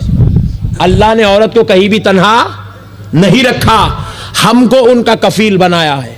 और ये हमारी जिम्मेदारी बनती है कि हम उनको पर्दे का एहतमाम करवाएं, उनको हया का पैकर बनाएं, उनको इस्लाम का पाबंद बनाएं, उनको रसूल अल्लाह की सुन्नतों पर, शरीयत पर अमल करने वाला बनाएं, उनको झगड़ों से पाक जहन दें, इख्तिलाफात, फितनों और शर से बचाने वाली तालीम उनको अता करें। यह हमारी जिम्मेदारी है। लेकिन हम कहां कर रहे हैं ये काम? हम खुद उसको फितनों का सबब बना रहे हैं। हम खुद औरतों के बीच में बैठकर औरतों को लड़ाने की तरकीब बता रहे हैं। एक शौहर आता है अपने घर में, अपनी बेगम से पूछता है, क्या हुआ आज, कुछ टेंशन हुआ क्या? जरा मुंह जरा चढ़ा हुआ दिख रहा तुम्हारा। लो, औरत को वैसे बातें पूछे तो नहीं भी है तो उन्हें चढ़ा लेते। उन्होंने नाखिसुल अक्ल है जी, उनसे ऐसे बातें नहीं पूछना। औरत नाखिसुल अक्ल है। क्या बेगम आप जरा गुस्से में दिख रहे, बोल के देखो, जाके आज एक प्रैक्टिस करो, आज एक नई प्रैक्टिस। उन्हें अच्छे ठंडे कूल भी रहते एकदम। हाँ, गुस्सा ऐसा, मेरे को गुस्से में देखो जितना इनको टेंशन हो रही, आ जाओ गुस्से में, 2 मिनट में आ जाती है औरत। मेरे प्यारे बुजुर्ग और दोस्तों, बाबा बेटी को विदा कर रहा है, शादी करके दे रहा है। देते वक्त रो रही बेटी, तो ऐसा सीने को लगा के कान में बोल रहा, बेटी परेशान रखो, तेरे सास कुछ भी बोले तो मेरे को फोन कर, मैं 2 मिनट में आ जाता हूं। अरे तू आने वाला फिर विदा कर रहा है, इसके पूरे बड़े भाई रख लेना घर में।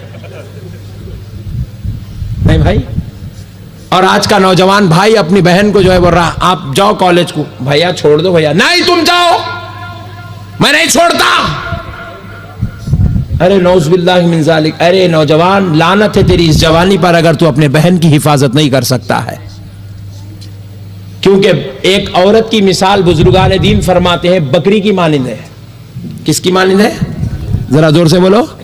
बकरी की मानिंद है। और गैर आदमी की मिसाल भेड़िए की मानिंद है। भेड़िए को रास्ते में जब बकरी दिखती है, वो बगैर खाए खामोश नहीं रहता। इसी तरह नौजवानों, जब हमारी माँ बहन बेटियां रास्तों में नजर आती है, तुम ये उम्मीद मत रखो कि मोहल्ले के नौजवान नहीं छेड़ना, इन लोगों कोई भी हमारी बहनों की तरफ नहीं देखना, कोई भी आंख नहीं उठाना, ये नामुमकिन है, ये गलत बात है। जब बकरी रास्ते में निकलती है तो भेड़िया खाने की कोशिश करता है।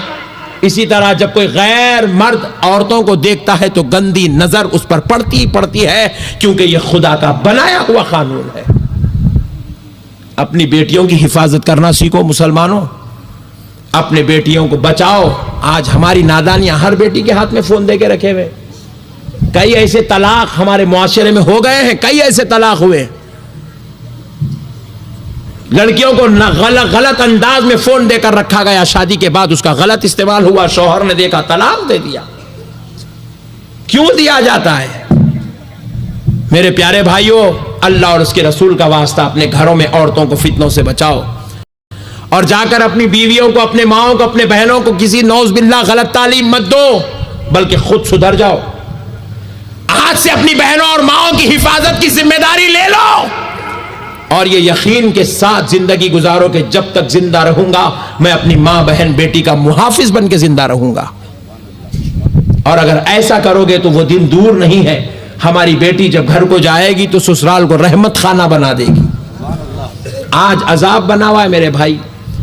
कई ऐसी लड़कियां हमने अपनी आंखों से देखी है, जुमागियों से पहले खुद पुलिस स्टेशन को जाके केस बुक करके पूरे ससुराल को जेल में बिठा के घर को वापस आ गए।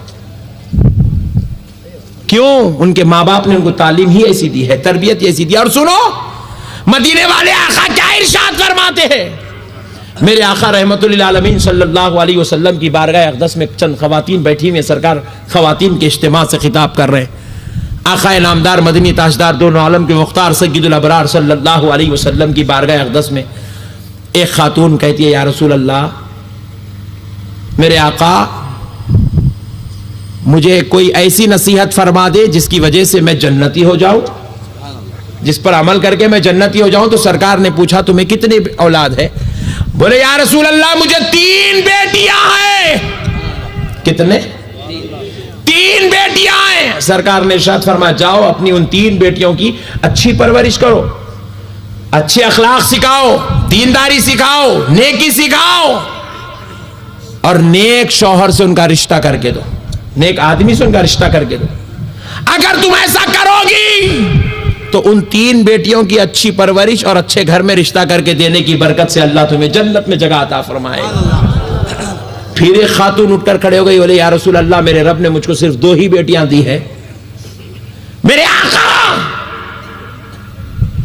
मेरे लिए क्या हुक्म है? सरकार ने इरशाद फरमाया, रब ने अगर तुम्हें 2 ही बेटियां दी है तो तुम्हारी जिम्मेदारी है कि तुम उन 2 बेटियों को अच्छी तालीम दो, अच्छी तरबियत दो, अच्छे अखलाक सिखाओ, अच्छी तरीके से दीन की बात बताओ और उनके नेक घर में नेक शौहर से उसका रिश्ता करके दे दो। अल्लाह उसके बदले तुमको भी जन्नत अता फरमाएगा। फिर एक खातून उठ के खड़े हो गई, बोली, या रसूल अल्लाह, आप पर मेरे माँ बाप कुर्बान आका, मुझे तो मेरे रब ने 1 ही बेटी दी है।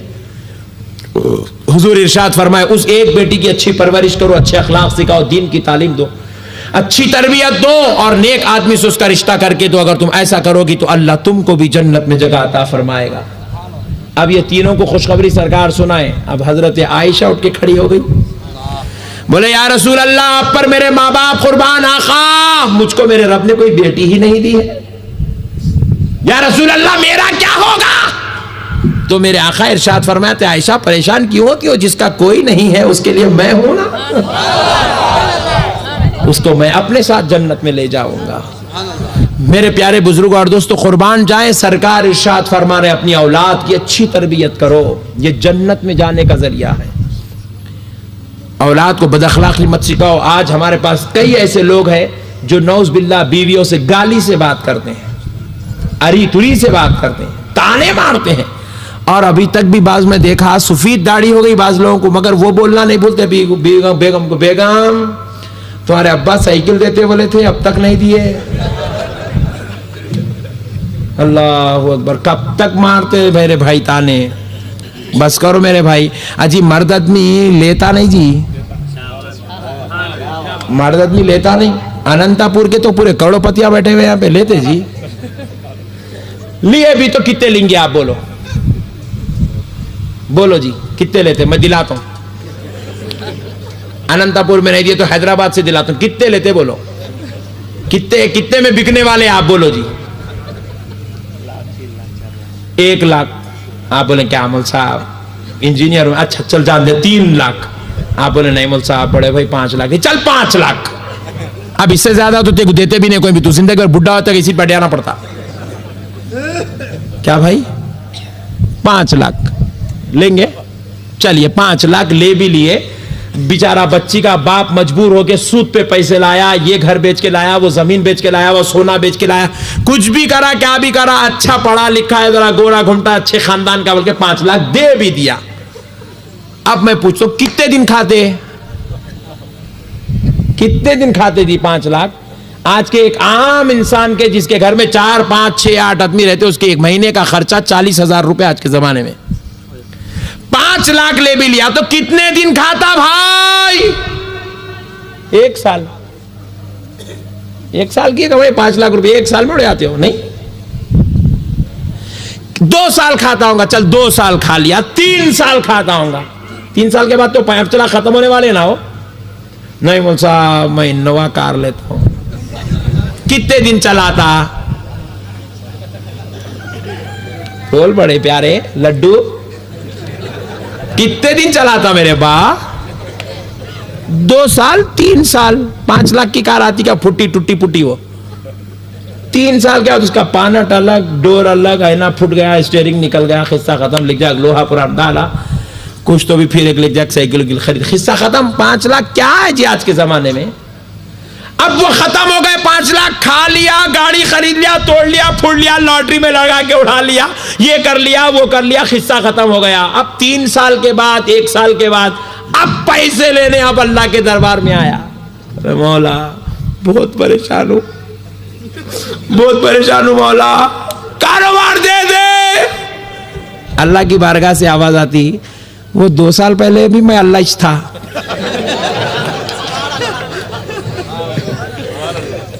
जब ससुर जी को पुकारता अब अल्लाह को पुकारता।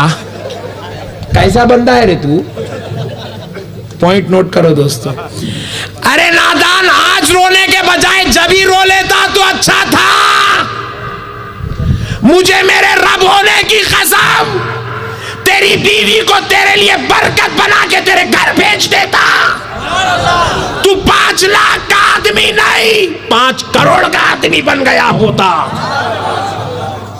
तुझे मेरी जात पर भरोसा नहीं, अपने ससुर की माल पर भरोसा था। जब तुझे चांस मिला तो ससुरे कन से निकाल ले, अब खत्म हुआ तो मौला का नहीं आता। अल्लाह बोले चल निकाल, जाके और एक ससुरा ढूंढ ले, उसकन से मैं ले देता बोले। और इन दूसरा ससुरा ढूंढने निकला तो भी बोलती मैं डोरी केस डालती हूं 5 लाख। बात समझ में आई दोस्तों? अरे मर्द आदमी बीवी कन से ससुरे कन से नहीं मांगता जी, खुदा के फजल से मांगता है, खुदा की रहमत को मांगता है। अरे मर्द आदमी वो है वो जो नियत करके निकलता है तो अल्लाह की मदद उसके साथ शामिल हाल हो जाती है। वो जिस कारोबार को जाता है कारोबार पे खुदा का फजल होता है। वो जहां पर पैसा लगाता है अल्लाह की मदद उसके साथ होती है। दोस्तों ईमान वाले हो तो इतना तो ईमान रखो कि तुम किसी मुल्ला की या किसी ससुर की कमाई पे नहीं पलोगे, तुम खुदा के फजल पे पलोगे इंशाअल्लाह। पलेंगे भाई? अरे औरत को पालना जी, उससे पैसे लेके उसको पालते, ये गंदी बात है मेरे भाई। अल्लाह के वास्ते ये अकीदा छोड़ दो मुसलमानों। और एक बात सुनो, रसूल अल्लाह इरशाद फरमाते हैं, कई हमारे नौजवान बच्चे यहां बैठे हुए, शादियां नहीं हुए, उम्र 30 साल, अच्छा अभी तक नहीं कर लिए? नहीं मौल साहब अभी सेट होने में हूं। सेट होता आउट होता रे भाई, सेट होने में हूं साहब। मैं पूछा रहे क्या जी तुम्हारे बच्चे की शादी? नहीं मौल साहब क्या उम्र? 32 साल। कई गुने करे सेट नहीं हुआ बोले अभी। अभी कब तक सेट होता रे बाबा? तू 32 का हो गया, अब बच्चे सो थोड़े बहुत दिन, अब उसमें भी सेट होता नहीं, तेरी सेटिंग हो जाएंगी ना मेरे प्यारे भाई। सेट होने में छे हमारे नौजवान बच्चे। और सुनो, सेट होना है तो मदीने वाले मुस्तफा की बारगाह में चलो। एक साहबी मेरे आका की बारगाह में आए, आके बोले या रसूल अल्लाह इतनी गुर्बत है, इतनी गुर्बत है, इतनी गुर्बत है मेरे आका कि मैं खाने का मोहताज हूँ। बोले तो मेरे सरकार इरशाद मुस्कुराए, हाय हाय हाय, सदके जाऊं मेरे आका के मुस्कुराने पर। मुस्कुरा कर इरशाद फरमाए शादी कर लो। बोले उनको क्या सेटिंग कर रहे हैं देखो सरकार, हाय हाय हाय, बोले शादी कर लो। बोले उन परेशान हो, बोले या रसूल अल्लाह मेरे कुछ खाने को नहीं है, मेरे कुछ कपड़े पहने, शादी। सरकार फिर मुस्कुरा जी आओ शादी कर लो। बोले उन सहाबी थे, वहाबी नहीं थे। उठ के अब निकले बाहर, बोले बेगम होना, बोले अब अपने को ढूंढने निकल गए, अब बेगम होना अपने को। लोग परेशान है, ये गुर्बत में शादी करता मैं, तू सेटिच नहीं है। बोले वो सेट हो नहीं है, नहीं मालूम। मदीने वाले आका बोले शादी करो। बोले बहरे आले गरीब बाप जो तैयार होगा बेटी देने, शादी हो गई, शादी हो गई। फिर उसके बाद जो है अब तंगी और बढ़ गई। अब तो ये किस्सा होगा, खुद रोजे रखने लगे, अपने हिस्से का खाना बीवी को खिलाने लगे। 2-3 महीने ऐसी गुजर गए, मुसीबत में फिर आए सरकार, आका वो तंगी दूर नहीं हुई, शादी कर लिया। बोले सरकार फिर मुस्कुराए, और एक करो। बोले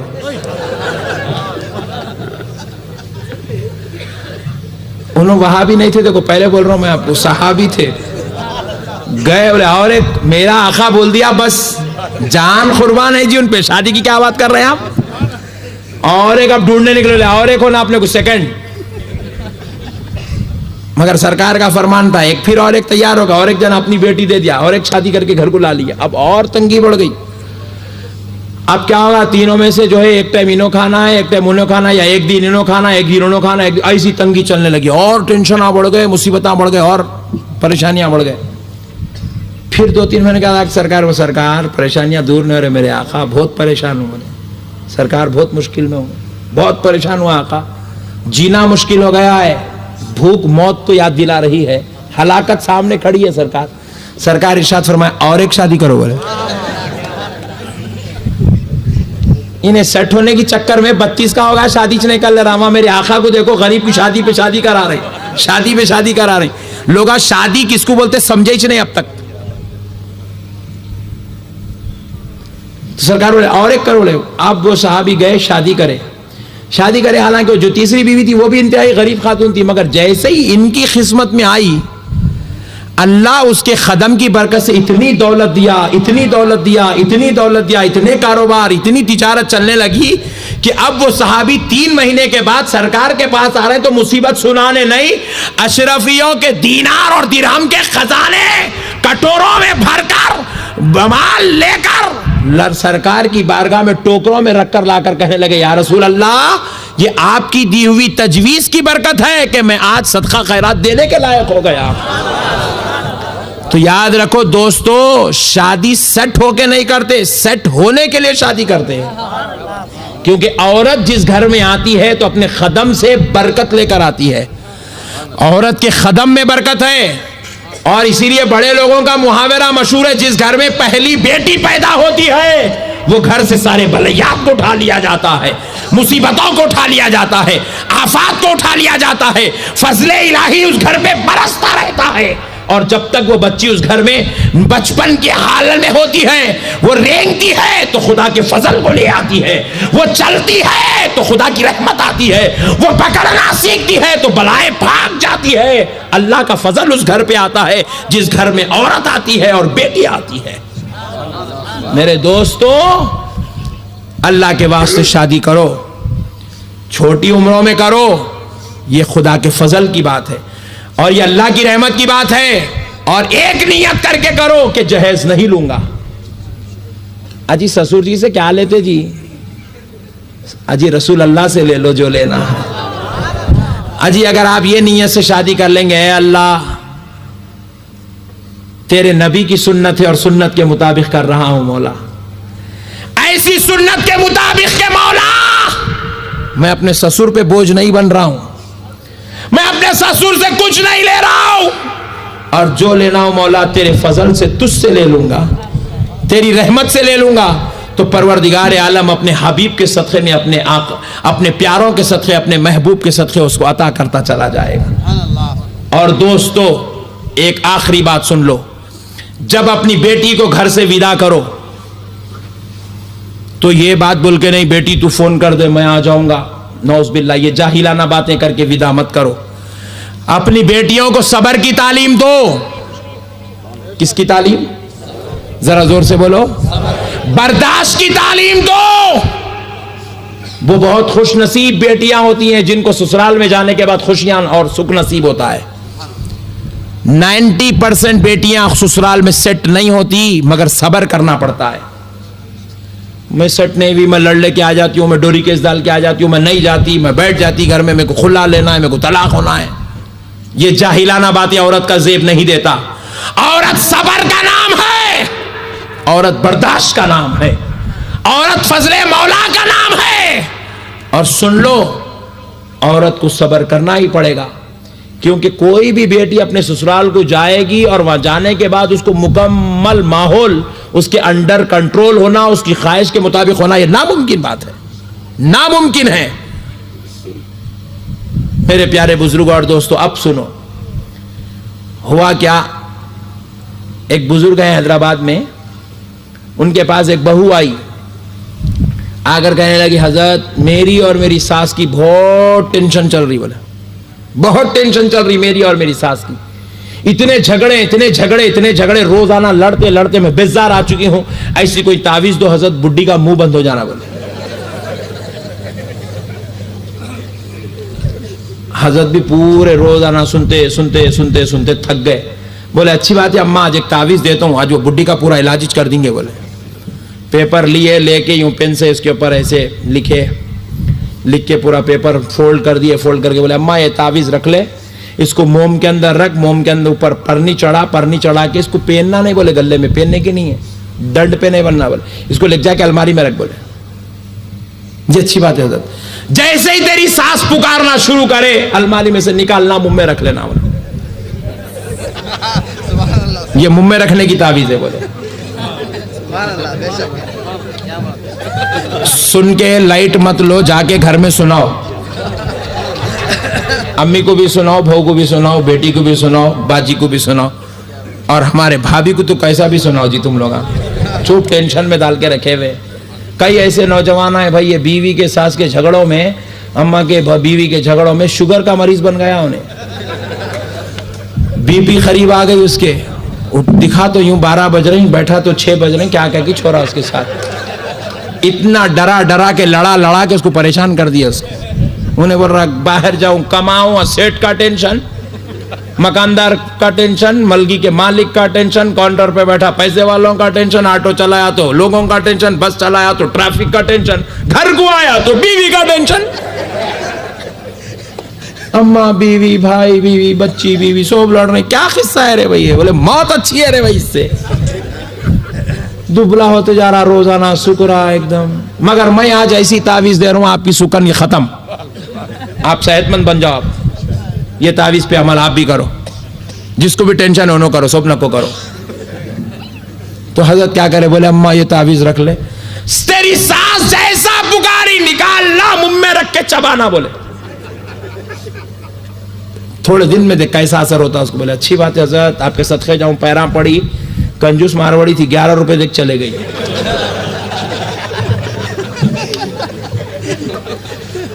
अब क्या हुआ, दूसरे दिन सास जो है बर्तन धोते धोते पुकारना शुरू करी, ऐसा करती वैसा करती, यहाँ फेंक देती वहां फेंक देती, जला के अंकुरा जो दाग लगा दी, वो पुकार रही। इन्हें छठ से चूल्हे में से निकली, कमरे में भागी, अलमारी में की तिजोरी में से तावीज निकाला, मुंह में रख ली। तब उन्हें जैसा जैसा पुकारी दबाते, पुकारती दबाते, और पुकारती दबाती, नहीं पुकारती नहीं दबाती। बुढ़ी क्या आधा घंटा पुकार पुकार के खामोश बैठ गई। अभी ने बोले अम्मा आप खामोश बैठे है, निकाल के ले जाके तिजोरी में रख ली। फिर दूसरे दिन कपड़े धोते धोते शुरू हो गई, पूरे खारत कर दे रही, पूरे कपड़े तबाह कर दे रही, सर्फ पूरा खत्म, साबुन पूरा घुला दे रही, बल्कि शुरू हो गई। फिर इन्हें भागी अलमारी गन से निकाली, मुंह में रखे, फिर चबाना शुरू करी। उन्हें जैसा जैसा पुकारते नहीं चबाते जा रही। घर में जाके बताएंगे ना प्यारे बुजुर्ग और दोस्तों, बाज लोग हाथ भी उठा नहीं, हरीफ में बहुत मुसीबत में, बोले मौला अल्लाह अच्छा रखो, मौला ना सही टाइम पे आए, बोले आज मौला। तो फिर उसके बाद प्यारे बुजुर्ग और दोस्तों हुआ क्या, फिर दूसरे दिन तीसरे दिन 8 दिन ऐसे ही गुजर गए। बुढ़ी बोल रही अल्लाह कितनी अच्छी बहुत यार है मेरे को, मैं इतना पुकार रही हूँ पलट के एक जवाब नहीं देती रही अल्लाह ही ने।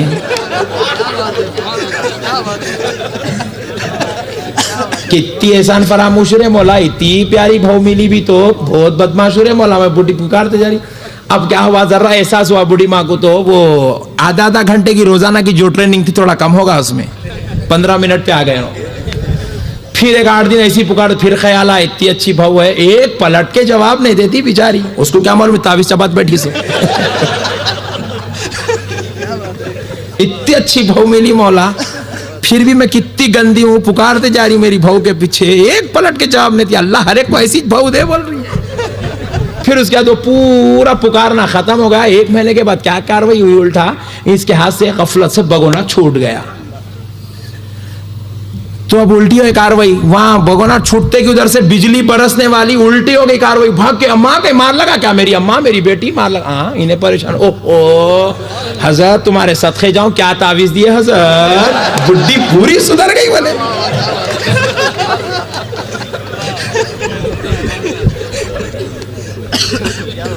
आप परेशान है, हजरत से मिलने बेचैन है, हजरत कहने कब जाऊं, हजरत कहने कब जाऊं, हजरत कहने कब जाऊं। आप शौहर से परमिशन ले ली, सासू माँ को बोली अम्मी जरा मैं हजरत से मिल के आती हूँ। जी अम्मा जाओ, मेरी अम्मा जाओ। बोले परेशान, पहले जाने का नाम लियो तो आधा घंटा गालियां देती थी बुढ़ी, अब जाओ बोलती जाओ बोल रही। आके हजरत के पैरों पड़े, हजरत आपके सदके जाऊं, क्या तावीज दिया हजरत। बुढ़ी का पूरा मुंह बंद हो गया, सुधर गई बोले पूरा। तो हजरत बोले अम्मा वो तावीज लाई क्या। बोल जी हजरत लाई ना, निकाल के दे। बोले तो नहीं, निकाल के तावीज वो बटुए में से तावीज निकाल। हजरत की तावीज पूरी चाप चाप के खराब कर दी थी, पूरी उसकी पूरी परनी हटा के वो मोम निकाल के वो पेपर खोलो। बोले अम्मा खोलो, अम्मा खोलो। खोले, क्या लिखा है, आई कुछ भी नहीं है हजरत इस पे। आई हजरत कुछ भी नहीं है इस पे। पैरों में गिर गई। बोले हजरत तुम्हारी क्या करामत है, बगैर लिखेगी तावीज का ये हाल है। तो हजरत बोले करामत और रहमत कुछ भी नहीं है, दीवानी सीधा बैठ बोले सामने। करामत और रहमत कुछ भी नहीं है, तावीज उवीज कुछ भी नहीं है, ये तावीज की शक्ल में मैं तेरा मुंह बंद करा। बोले तुम लोग दोनों मिलके पुकार लिए तो तीसरे की मौत है वहां।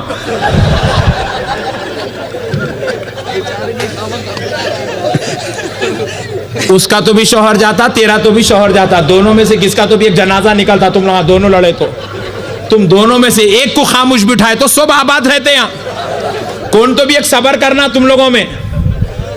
तो बोले मैं तेरे को सबर के आस्ते तेरे मुंह में तावीज रखा जाए, तू खामोश बैठी। बूढ़ी माँ का पुकारा खत्म होगा, किस्सा खत्म। तो बहू को क्या चाहिए मेरे भाई, आज की बहू घर को जाए तो सबर की पैकर बन के जाए। पुकार दीजिए। देखो आप लोग, अब मैं जवान हूं, मेरे को 12 बजे तो 12 ही दिखते, लाइट को देखा तो लाइट दिखती, ट्यूब को देखा तो ट्यूब ही दिखती। जब मैं बुढ़ा हो जाऊंगा, नहीं 65 का हो जाऊंगा, रिटायर्ड हो जाऊंगा, 65 का हो जाऊंगा, 67 का हो जाऊंगा, 70 का हो जाऊंगा, तो 12 बजे नहीं क्या 4 बजे जैसा दिखता मेरे को। बात समझ में आई। बूढ़े हो गए तो क्या होता, आदमी के अंदर रिफ्लेक्शन शुरू हो जाते, उन्हें अपने मेंटली जो है फिट नहीं रहता, उसको गुस्सा आता। तो गुस्सा आया तो जब जाके उन्हें पड़ोसी को नहीं मारता, गुस्सा आया तो टीवी के ऊपर भंडा लेके नहीं डालता, बेटे को बोलता, बहू को बोलता। सास के घुटनों में दर्द होता, उठे की तकलीफ, बैठे की तकलीफ, वो तकलीफ के आलम में उन्होंने क्या करते, वो पैरों पे फतरे नहीं डाल लेते, गुस्से में अपनी बहू को अपनी बेटी समझ के बोलते, अपने बेटे को अपने जिगर का टुकड़ा समझ के बोलते। वो वक्त में अगर एक बहू थोड़ा बर्दाश्त कर ली तो खुदा की कसम वो घर जन्नत के महलों में से एक महल बन जाता। अब अगर सबर नहीं करी तो वो घर दोज़ख के गढ़ों में, जिल्लत के गढ़ों में, अजाब के गढ़ों में से गढ़ा बन जाता। बहू जवान है, सबर का मादा है। अरे बहू तू सुन ले, बर्दाश्त कर, खुदा की कसम तू नमाज पढ़ेगी तो वो सवाब नहीं मिलेगा। अपनी सास को मां समझ के बर्दाश्त करेगी तो अल्लाह तुझको जो सवाब अता फरमाएगा। मां को नहीं रोका जा सकता, वो बूढ़ी हो गई है, तू जवान है, तू सबर कर। और तू जितना सबर करते जाएगी अल्लाह तेरा दर्जा उतना बुलंद करता चला जाएगा। अल्लाह ने औरत के ऊपर मस्जिद को जाना फर्ज क्यों नहीं किया, जुमा की नमाज को वाजिब क्यों नहीं किया, ईदैन की नमाज क्यों वाजिब नहीं किया? इसलिए कि रब ने कहा है मेरी बंदी, मेरे हुकूक में कमी होती है, हो जाने दे। मगर घर के हुकूक में कमी नहीं होना चाहिए। तू वहां के हक अदा कर, मैं यहां के हक माफ करता चला जाता हूं। मैं माफ करता हूं मेरी बंदी, तुझे मैं नमाज माफ करता हूं हर महीना। मैं नमाज मेरी इबादत के हक में माफी देता हूं, मगर शौहर का हक अच्छा अदा कर ले, क्योंकि तू खुश रहेगी तो पूरा घर खुश रह जाएगा। तू अच्छी रहेगी तो वो बूढ़े अच्छे रहेंगे। तू अगर अखलाक वाली रहेगी तो तेरी औलाद भी अखलाक वाली हो जाएगी। तेरी गोद अगर इल्म का मरकज बन जाएगी तो तुझसे पैदा होने वाला बेटा आलिम दीन बन जाएगा, हाफिज कुरान बन जाएगा। अरे कोई तुझसे पैदा होगा तो जहां का इमाम बन जाएगा। मेरे प्यारे भाइयों, मेरी बहनों को मेरी तरफ से ये रिक्वेस्ट पहुंचाओ, सबर, माँ को मत बोलो सबर करो, बल्कि नहीं बोलना माँ को, माँ का हक है, बोलने दो। और खुदा की कसम हमारी माँ बोलने दो, आप नीचे गर्दन करके खड़े हो जाओ। और खुदा की कसम इधर माँ गुस्सा कर रही है, हालांकि आप गलती पे नहीं है, सुन लो ये भी, आप गलती पे नहीं है, मगर वो बुढ़ापा है, गुस्सा कर रहा है। करने दो, तुम गर्दन झुका के ठहरो। तुम्हारी गर्दन उठने से पहले तुम्हारा रब तुमसे राजी हो जाएगा। तुम्हारा रब तुमसे राजी हो जाएगा। मां का हक है, करने दो गुस्सा। बाप का हक है, तुमको बोलने दो। तुम सबर करो, तू इनम सबर करते चले जाओ, रब उधर दर्जात बुलंद करता चला जाएगा, जन्नत के करीब करता चला जाएगा। अपनी बेगम को बोलो, बेगम जो होना बोलो, बर्गर, केक, सोना, साड़ी, ये ऊटी की, मैसूर की ट्राल मैं कराता हूं, बोलो बेगम को। बेगम को बोलो मैं कराता हूं, अम्मी को बर्दाश्त कर लो। और सुनो दोस्तों, आखिरी बात मौलाना माजिरत खाही के साथ सुन लो है मुसलमानों, आज के पूरे जलसे की आखिरी और इंतहाई सबसे अहम बात, बहू भी सुन ले, दामाद भी सुन ले, बेटा भी सुन ले, भाई भी सुन ले। दोस्तों, अगर एक बीवी मर गई दूसरी मिल सकती है, बल्कि और अच्छी मिल सकती है।